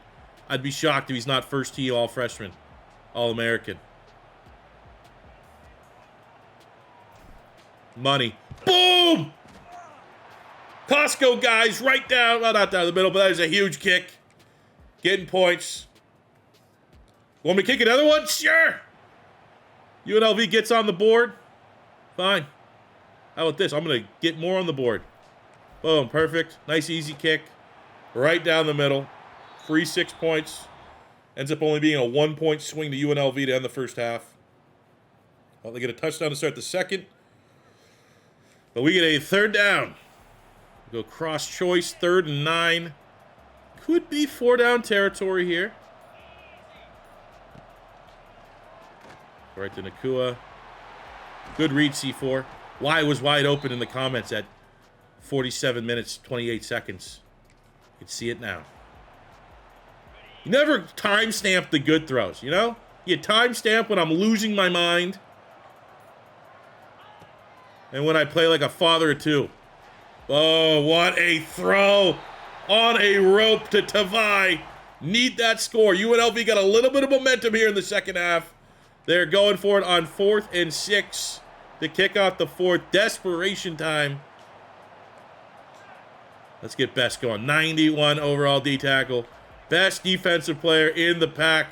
And actually got a little bit of separation there. I'm not going to complain. I'm not asking and demanding that this game lets my good player get 40 sacks a year and win every rep. But he's a game range. This guy's a game wrecker. So he needs to take over games, especially if I'm giving all the attention of using him. So that's either I'm getting plays or he's getting double teamed and it's opening up things for the linebackers and other players. So that is a great stand by the defense. Oh, we're coming back in on 4th down. 4th and 20. Okay, this is good. This could be bad. Let's go Best. I'm not even going to look at the overalls. No, it's probably a huge discrepancy. They are rattled. This is a home game for them. Hawaii has outsold UNLV. This stadium feels like 80-20 Hawaii fans. Look at it. 4th and 31. There is no way.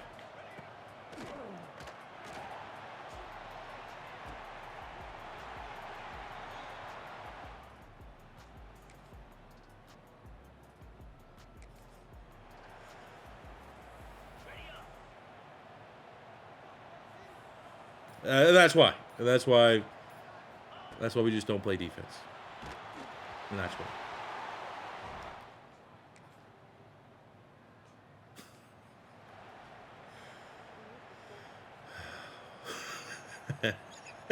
It is funny.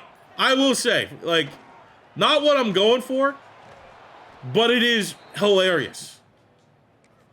I'll give it that. It is making, I understand, and maybe that sublimity is like the creator in me saying, you know what, C4, you gotta suck it up and play defense because it's so funny.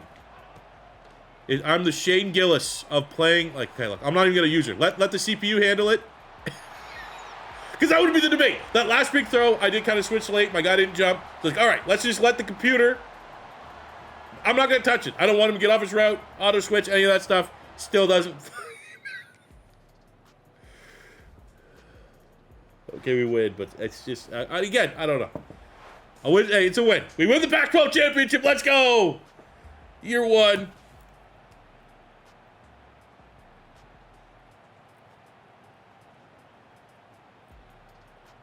Our little notes here. Win Pac-12 champ over UNLV. Davis. Not his best year, but maybe his most successful on the field. Look at that. That's definitely a highlight right there. Do we get a trophy celebration here? Let's go, boys. Now, I don't know if that's going to get us an automatic bid to the college football playoff. Probably not. We're not even ranked. But that's huge, man. That's a statement win. Should go a long way and help us, make that jump in school prestige and in improving the grades and everything. 35-28. And we had Davis, 3 touchdowns, no picks, 300 yards. It was excellent. Our run game, that was kind of UNLV's plan. They're going to take away the run game, make Davis beat them.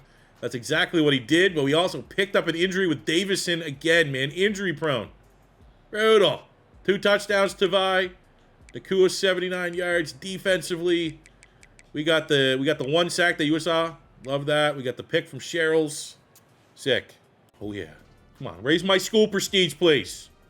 Oh, we did bump up program tradition. That's this way kind of a win. However, I guess watching us win the Pac-12 championship just pissed off. I mean, we got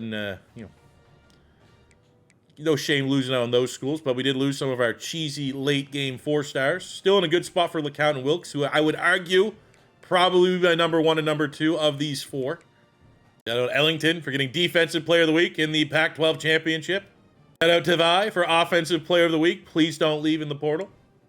Deuce Knight, Ole Miss. Wins the highest, only 37 touchdowns. Probably, I think he's a dual threat, so I would imagine, he probably had double-digit rushing touchdowns as well. And we're in the Alamo Bowl against Texas Tech, so wasn't expecting an automatic bid to the playoffs, especially, whatever. And this is a winnable, I think, on paper bowl game. Let's stack this with the Pac-12 Championship. Gives us a lot of momentum going into the offseason. Those 3 losses in a row are a thing of the past. Now we're going to hire some staff replacements. We got Ryan Beard as a former head coach. He's level 32. He does have architect, which is something that would be nice. However, I'm intrigued by Jimmy Walker here from Oregon State. 4.25 defense, but he has talent developer, motivator, and recruiter. I don't remember at any point last year in College Football 25 finding a coordinator that had talent developer unlocked, so I'm absolutely going to give him an offer. But now when looking at an offensive coordinator, we have some head coach options as well. Willie Simmons, the head coach from Florida International, looks interesting. We got recruiter. He has strategist, which that'd be cool to have, because that's like not the direction we're going with Pat Phoenix. But then you got the big name here in Dan Mullen. He's getting head coach offers from UNLV. But obviously with Dan, I mean, there's definitely, I'm shocked that he has recruiter. He literally like refused to recruit at Florida. But he is architect and motivator. I feel like honestly he's getting head coach offers, so it's very unlikely. I think the best coach that's not getting a head coach comes down between Willie Simmons and Michael Desormeaux. And I think Willie Simmons makes the most sense. So let's hopefully get a good roll here and significantly upgrade both of our coordinators. So we got Texas Tech in the Alamo Bowl. Not a scrub team. Not a great team. You're not going to probably see a more lower overall top 15 team in the nation. So it's a great way to end the season with a comfortable win. Now, I will say for this one, fellas, we're just going to be playing the offense. I need this win. We need to do anything and anything possible to try and get our school up a grade here. And like all the bowl wins count, help the prestige, etc., etc. We need this win.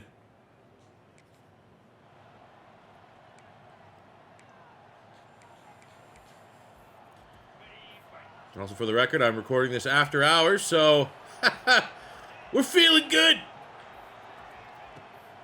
Feeling real good.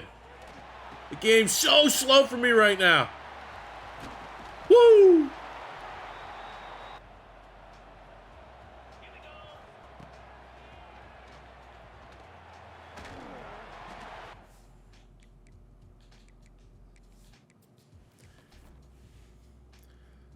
Also, does need to be noted, into this game, we are down our 3 starting running backs yet again. 4! I'm down 4. I got 1. Jesus, man. Season from hell. We need to try to make it memorable. It is Demarcus Davis's final game. Legendary quarterback. University of Hawaii. I should have, I mean, you know what? I shouldn't have. I was about to say I should have checked to see if we're close to any stats, if records could be broken with, you know, maybe pad them. But you know what? I respect Colt Brennan enough that I would hate to try to chase those records down.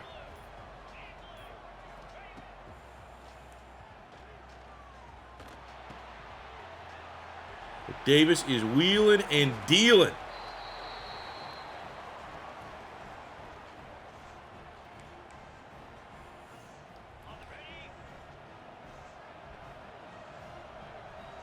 I will tell you right now, if I get like Nakua record, like receiving touchdowns, that'd be pretty cool.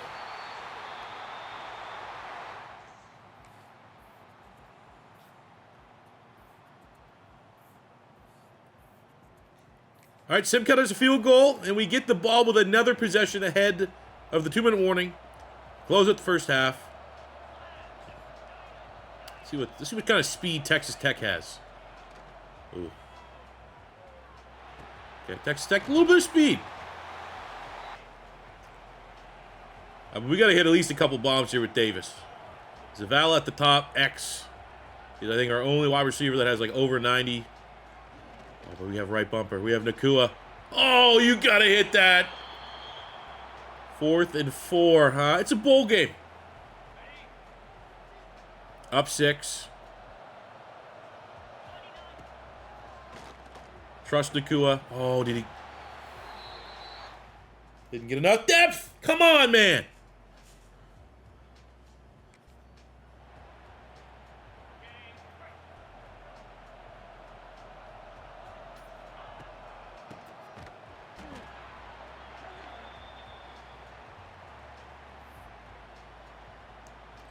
We got a 3rd and 11, kicking off the second half. Not just solely running streaks right now, but this is clearly a down and distance that could warrant it. Oh, there we go. Zavala had a step. Boom. Beautiful ball. The greatest hits are playing tonight in the Alamo Bowl. Deep ball. One of the prettiest deep balls in all of college football. Demarcus Davis. I'm going to miss that. I'm going to miss it.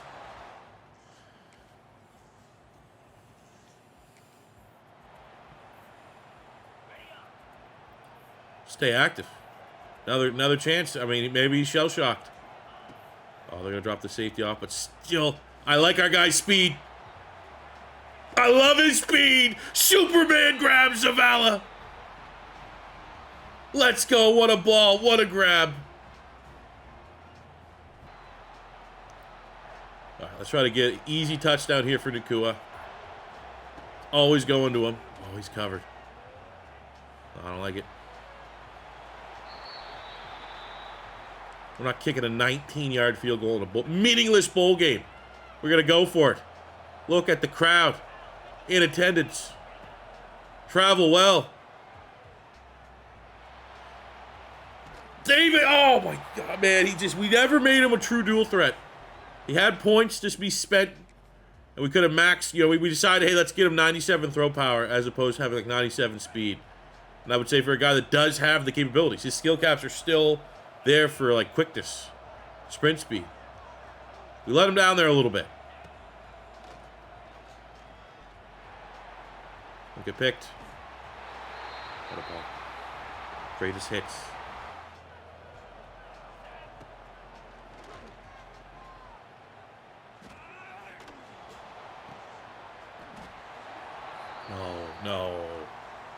No, you can't. No, it's his final game.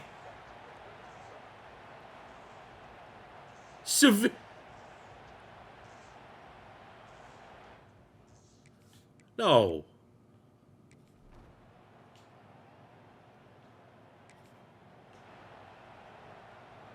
No. Severe? We get an update? Shell shock. Severe. That makes it...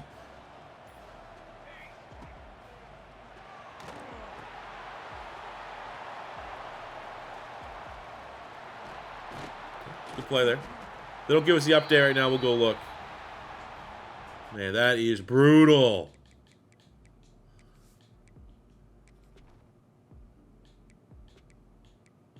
Not even showing it?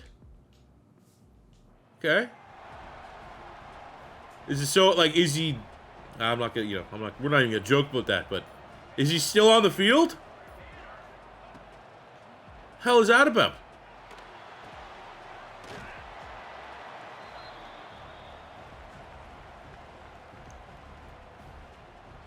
I want to take the positive spin, and I think, like, there's a... Ooh, like that, maybe.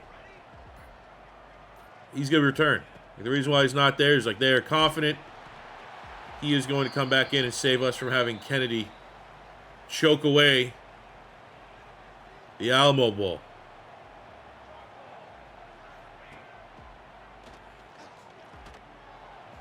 Sick. Grab. Good throw. Better grab.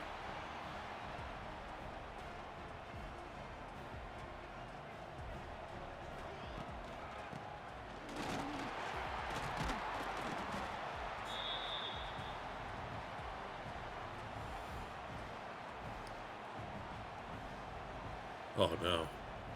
It's gonna be bad. We're doing option with a fullback. It's our fullback that hasn't got to carry all year. Look at that. Let's go. All right, 3rd and goal. Run a smash. 4 down territory. I'm not gonna lie. I'm trying to help Puka 2.0 get as many times. He got to be close to the all-time record. I will put the ball in Harm's top, whatever. Gonna crack a couple eggs, make a cake. Within 5 yards. There we go. Beautiful. One of the best stat pads of my career on YouTube.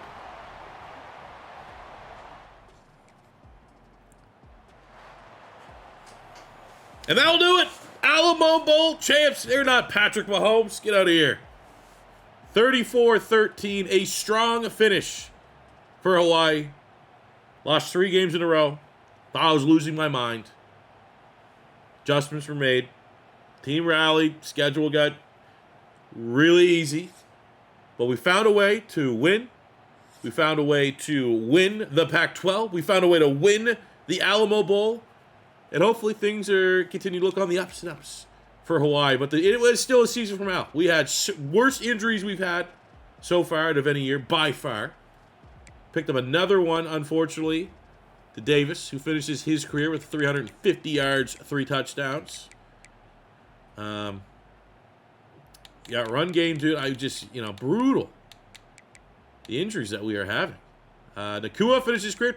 We got 82 catches, 2 touchdowns, over 200 yards for Zavala, getting that deep ball working with Davis. That was pretty sick. And, of course, just classic defensive performance with no sacks or no picks. Nice. We get Willie Simmons to accept our offer as the offensive coordinator. I think that was the right call going there versus, Dan Mullen. So that is a big get. And we get our defensive coordinator. The one I was a little bit more excited with because he comes with that talent developer skill already unlocked. That's endgame. Damn. End of the year, our prestige is down, our stability is up, our pro potential is down. We did not gain any star and team prestige. I guess, it is the hardest thing to do in game. I was really, really banking we'd get a 3, and then we would never fall below that again. Damn. Shout out Auburn for winning the national championship. Shout out Florida International for making the college football playoff. I'd like to shout out J.D. Duggins, our starting. He actually played as right tackle, making first team all-freshman All-American. We also end up for our first year in the Pac-12. Nakua gets wide receiver. Duggins at left tackle. Trueblood, Apple, Kendall we would probably really shouldn't have anybody on the defensive side of the ball that's getting rewarded like that. But happy for Davis. Finished out his career, second team all-conference player. Huge. Statistically speaking, Davis, hell of a year. 35 touchdowns, 4,000 yards to 9 picks. It's been an absolute baller. And we have massive shoes to fill. Whoever we end up, if the quarterback's already on the roster, or we're going to roll our luck in the transfer portal, Davis is a great guy. We're probably not going to have a better quarterback. Maybe equal, but probably not better. Rushing, again, just the injuries. All these guys miss significant time. So I'm not going to be overly harsh on our run game as a whole. We finished with 2,000-yard receivers. Nakua, 1,000 yards, 10 touchdowns, 1,000 yards for Zavala. Tavai, freshman. I'm happy, actually, the deal breaker apparently approved somehow. So he's no longer, I thought he was 1 foot out the door in the transfer portal. That is huge, getting a freshman that almost had 1,000 yards and double-digit touchdowns returning.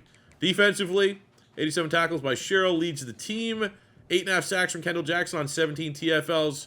Probably out of everybody we've laid in the transfer portal, he's been the most productive. Much as I hate the defense, shit on the defense, we have had some occasionally good players. And Kendall Jackson has been very, very good pretty much every year. Probably our most consistent pass rusher. Kukwa, the 4-star out of Hawaii, who we landed last recruiting cycle, the freshman. Very impressive as our runner-up. And Awasikwa, homegrown talent at corner, leading the team with 4 picks. I'm like a 3 out of 10 emotional right now. We're up in the clouds. But something like a once-in-a-lifetime coincidence has happened here. I'm looking at the all-time stats because I didn't get any of the pop-ups. All-time record leader. We know Davis, all-time leader in Mountain West touchdowns thrown. So I had to look up a website here. Hawaii leaders. I'm going to look for Davis. I'm going to look at Nakua in particular. So for Davis, all-time passing yards leader for Hawaii. Timmy Chang, 17,000. First place. Colt Brennan. The great Colt Brennan. Talked about at the very beginning of episode 1. One of my favorite players. Iconic player in the history of this channel. Everyone, every year, always says, do retro content, get Colt Brennan. Do and rebuild Hawaii because of Colt Brennan. Try to get back to the Colt Brennan. It is a player that will forever be ingrained with my channel. He is second all-time with just over 14,000 yards passing. So that would put Demarcus Davis with 13,720, third all-time in yards. He already has the Mountain West record for passing touchdowns. Quite the resume. All-time leader in passing touchdowns. Not Timmy Chang. It is Colt Brennan. And Colt Brennan has 131 career passing touchdowns. The man that we respected. The man that I did not want to look at the records. Didn't want to chase the records out of respect. Didn't want to break the records. And the fact, we finished with the same. Honoring the great Colt Brennan. It's kind of crazy.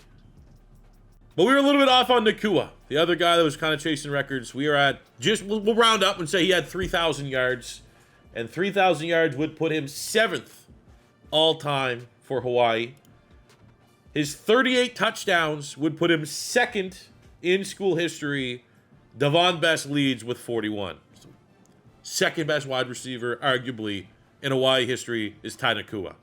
No idea who's leaving via the portal. Haven't overly been paying attention. Oh, boy. Oh, okay. I will say it's looking pretty good for us to unlock talent developer for Pat Phoenix. I think we're going to have that second first rounder that we're looking for. So we have 8 persuasions. We have Bess leaving to go in the second round. Zavala, Davison, and Hogue. The sophomore is bouncing. The elite, that is, I kind of didn't recruit running backs because I thought we were going to have such a stacked room. Great. Okay. Well, outside of that, these are kind of, now we got to look at like the gotta keeps. I think Incognito at center is a guy gotta keep. Nice. We I don't think we can let both quarterbacks go. Okay, let's go here with the sophomore 83 wide receiver George Earl. Damn.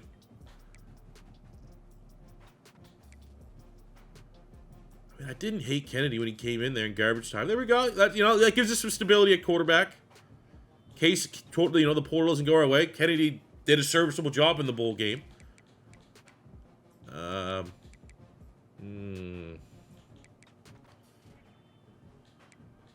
Almost chasing Dev trade at this point. I'm going to go Childers just because I don't know 100%. Oh, wow. Hi. Leaves. Timms. He was a gem. Nice. I guess we'll just go with the underclassmen. Try to get them to... the guys that might have more than 1 year. So we get Conrad returning. We have 1 persuasion. There's none. No chance, huh? I'm going to try it anyway. Man, I'm so bummed out. Oh, he didn't go up a star rating. But at least you can see there in the flesh that if we would have stayed in the Mountain West, now that the divisions have been realigned, we would have been regretted not going in the Pac-12. But Big 12, Big 10, do we continue to rise the ranks? I'm not necessarily 100% sold on, especially for this rebuild. Who knows how freaking long it's going to go?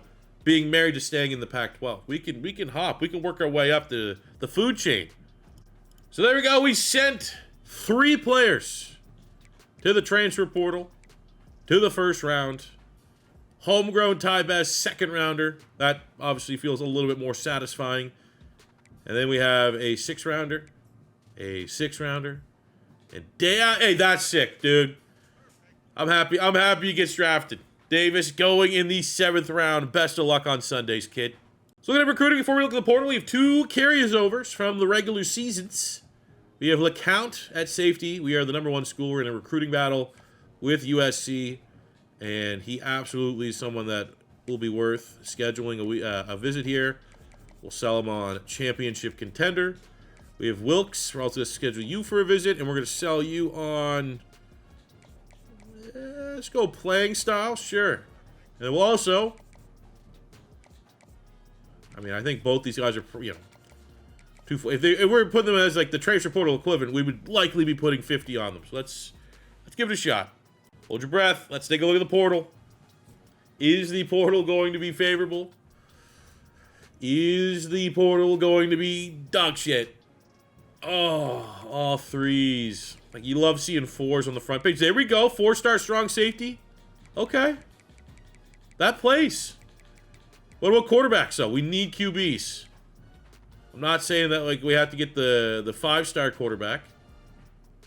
But, like, give me a 4-star option. Ooh, who's this? Got a couple. Tanner Applewhite. Lottie Lemon. Mateo Iglesias. And Chad Shaw. Wow. Lonnie Lemon. Oh, he's a PAC, man. His stats are going to suck. Huh. All right, we got to take this seriously. They're all getting scouted, and we're gonna make the right call, because this very well could be our starter next year. I'm going to say anything under 90 throw power is probably going to get me to back out. Okay. Okay.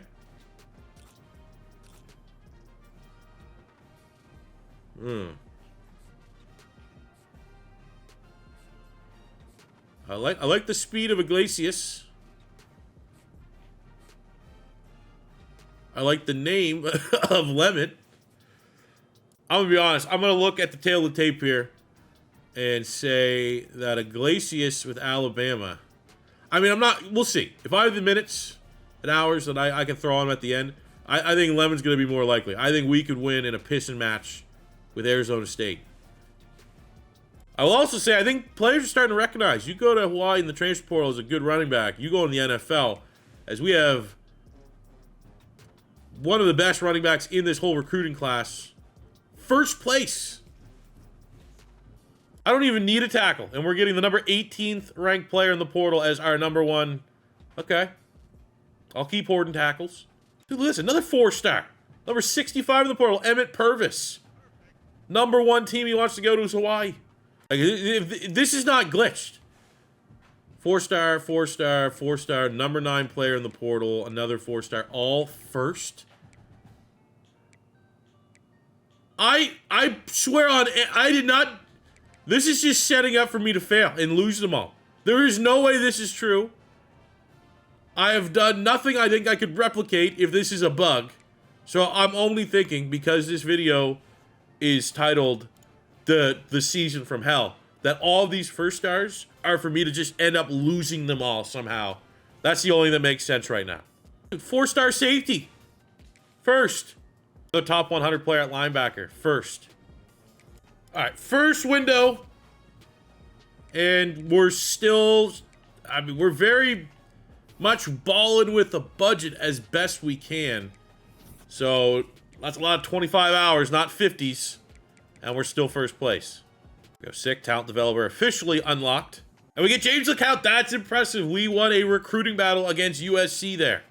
And maybe the good news is the quarterback decision was made for us, as Iglesias chooses Ohio State, so we're all on Lonnie Lemon.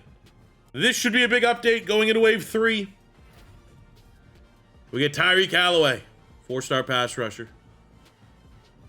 Sateki Tuimanui. Hell yeah, that rolls off the tongue out of Alabama. 4-star. We get Jalen Brady, 4-star wide receiver. We get D'Angelo Jewell, 4-star pass rush, completely retooling our pass rush. We get Nagy, who I believe is the number 18 overall player in the portal, in at tackle. Who do we lose? We only lost 1, and we're still first for most. Let's go, baby. There we go. We let it play. I'm going to say probably 2 more 4-stars. I don't think we'll clean up here. Lonnie Lemon enters the quarterback battle next season. I want the running back. We didn't get him. Damn. Grayson Littlejohn, the 4-star corner. Junior will be one and done. We get Emmett Purvis on the offensive line. Very nice. Philip Monroe, a speedster wide receiver from Louisiana. Galladay on the offensive line. Ooh, there we go. He was a guy at a deal breaker. Playing time deal breaker. I just said, screw it. We'll leave him on the board. We land him. We get Costanzo. Wait, where's the other running back? Fucking Georgia. Bad dev trait. Come on. Ah, that one stings. Looking at our top classes, Hawaii comes in at number 15. Shout out Dwayne and the NIL fund coming through huge throughout this cycle, but most importantly in the transfer portal where we needed it to. All All right, let's get a look at our recruiting class. We're going to start with the transfer portal and work our way up to the high school recruits. We got Costanzo, Impact, Galladay, Impact, and Normal on Monroe. Those are our lone 3 stars from the transfer portal. Little John. I get copyrighted by doing like a yeah every single time he makes a play. I mean, he's gonna play defense on Hawaii, so there's gonna be probably 0 plays to be had given the first 4 years of this. But I don't know. That's kind of showing my age a little bit. Epperson's an Impact. Nagy is a star dev. He's gonna be a senior, so maybe competes. I mean, he's the number 18 player in the portal. I'm gonna assume it's gonna be in the 80s, and he'll have a legit chance at starting for us. We got an Impact on Purvis, a star dev on Jewel. Pass rusher, he's a sophomore. We got Impact. Tuimani is in star dev. He is, man, there's just nowhere good to put the webcam in this. Wait, how about over here? That makes sense. You don't need to see who's coming up next on the list. So he's a freshman. So we're gonna get a full, you know, hopefully 3 seasons out of him. We move on. Jalen Brady, elite dev trade. Let's go. The get of the portal, number 2 freshman. It's going to be very difficult, probably, to keep him. What's his deal breaker? I mean, how about we just, that's not even thinking about the negatives. Positives. Elite dev wide receiver. We were screaming for a wide receiver 1. We lost Nakua to the graduation. Brady could be special. Now, the number 1 get for us, just based off of positional scarcity, is Lonnie Lemon. Oh. Impact Dev Lonnie? Kidding me? We have, you know, I don't want to necessarily say it's a wide open quarterback, but there's going to be a quarterback battle in camp. And even with the limited dev trait, maybe there's a good skill cap role, who knows, for old Lonnie Lemon. Now, into our regular class, we got Hamden at D-tackle with a star dev. I love to see that. Anytime you get a 3-star star, like BB here, another pass rush. Star dev on Cushing. Let's go. Impact. Got an Impact. An elite dev on Dalton Figures, a 3-star pass rusher just outside the top 1,000 recruits. Elite dev on Kofi Bess on the offensive line. Let's go. Elite dev on Chester Bess. Athlete. He's probably going to be a center, but I am not going to control. Positions are still, the position switches and stuff like that are still broken, so it's going to be wherever, you know, the CPU dictates. Probably going to be center, but that's sick. We get an Impact on Ferguson. We get a star dev on Osgood, the gem. We have Kane with an elite dev 4-star safety. Let's go. And we finish with a count, just a normal. Like, there's the wet fart, probably the most whelming of all the players. I would say outside of Lonnie Lemon, probably, you know, star dev would have been sick. Star dev is like the floor of what that could have been. But A+ tier class, I don't know. Like I said, I think if the quarterback needed to be a better role for me to say this is an S tier. But I think we can all agree that's an A tier. What a haul. Best class we've had by a mile. That's Sick. Ellington at corner goes from Impact up to a star dev. I'll get a peek at the rating of the transfers that are coming in. Lemon is a 78. We have 38 credits there. But, I mean, Kennedy was pretty close to a skill cap. I mean, that's going to be an interesting quarterback battle, to say the least. You could see a surprise come out of left field, but Kenny does have that 96 throw power, 89 agility. He might have to make do. We got Costanzo here in the portal. He's a 74, but it's finally time, straight up, for Deshaun Reeder to be our RB1. Out wide receiver, we get Philip Monroe, who was one of the wet farts, one of the normal devs, but happy we went after him. He's just a 3-star, but he has speed that no one else above him has, as it stands. But looking at Jalen Brady, the number 2 player in the transfer portal, do we have great skill caps to go along with everything else?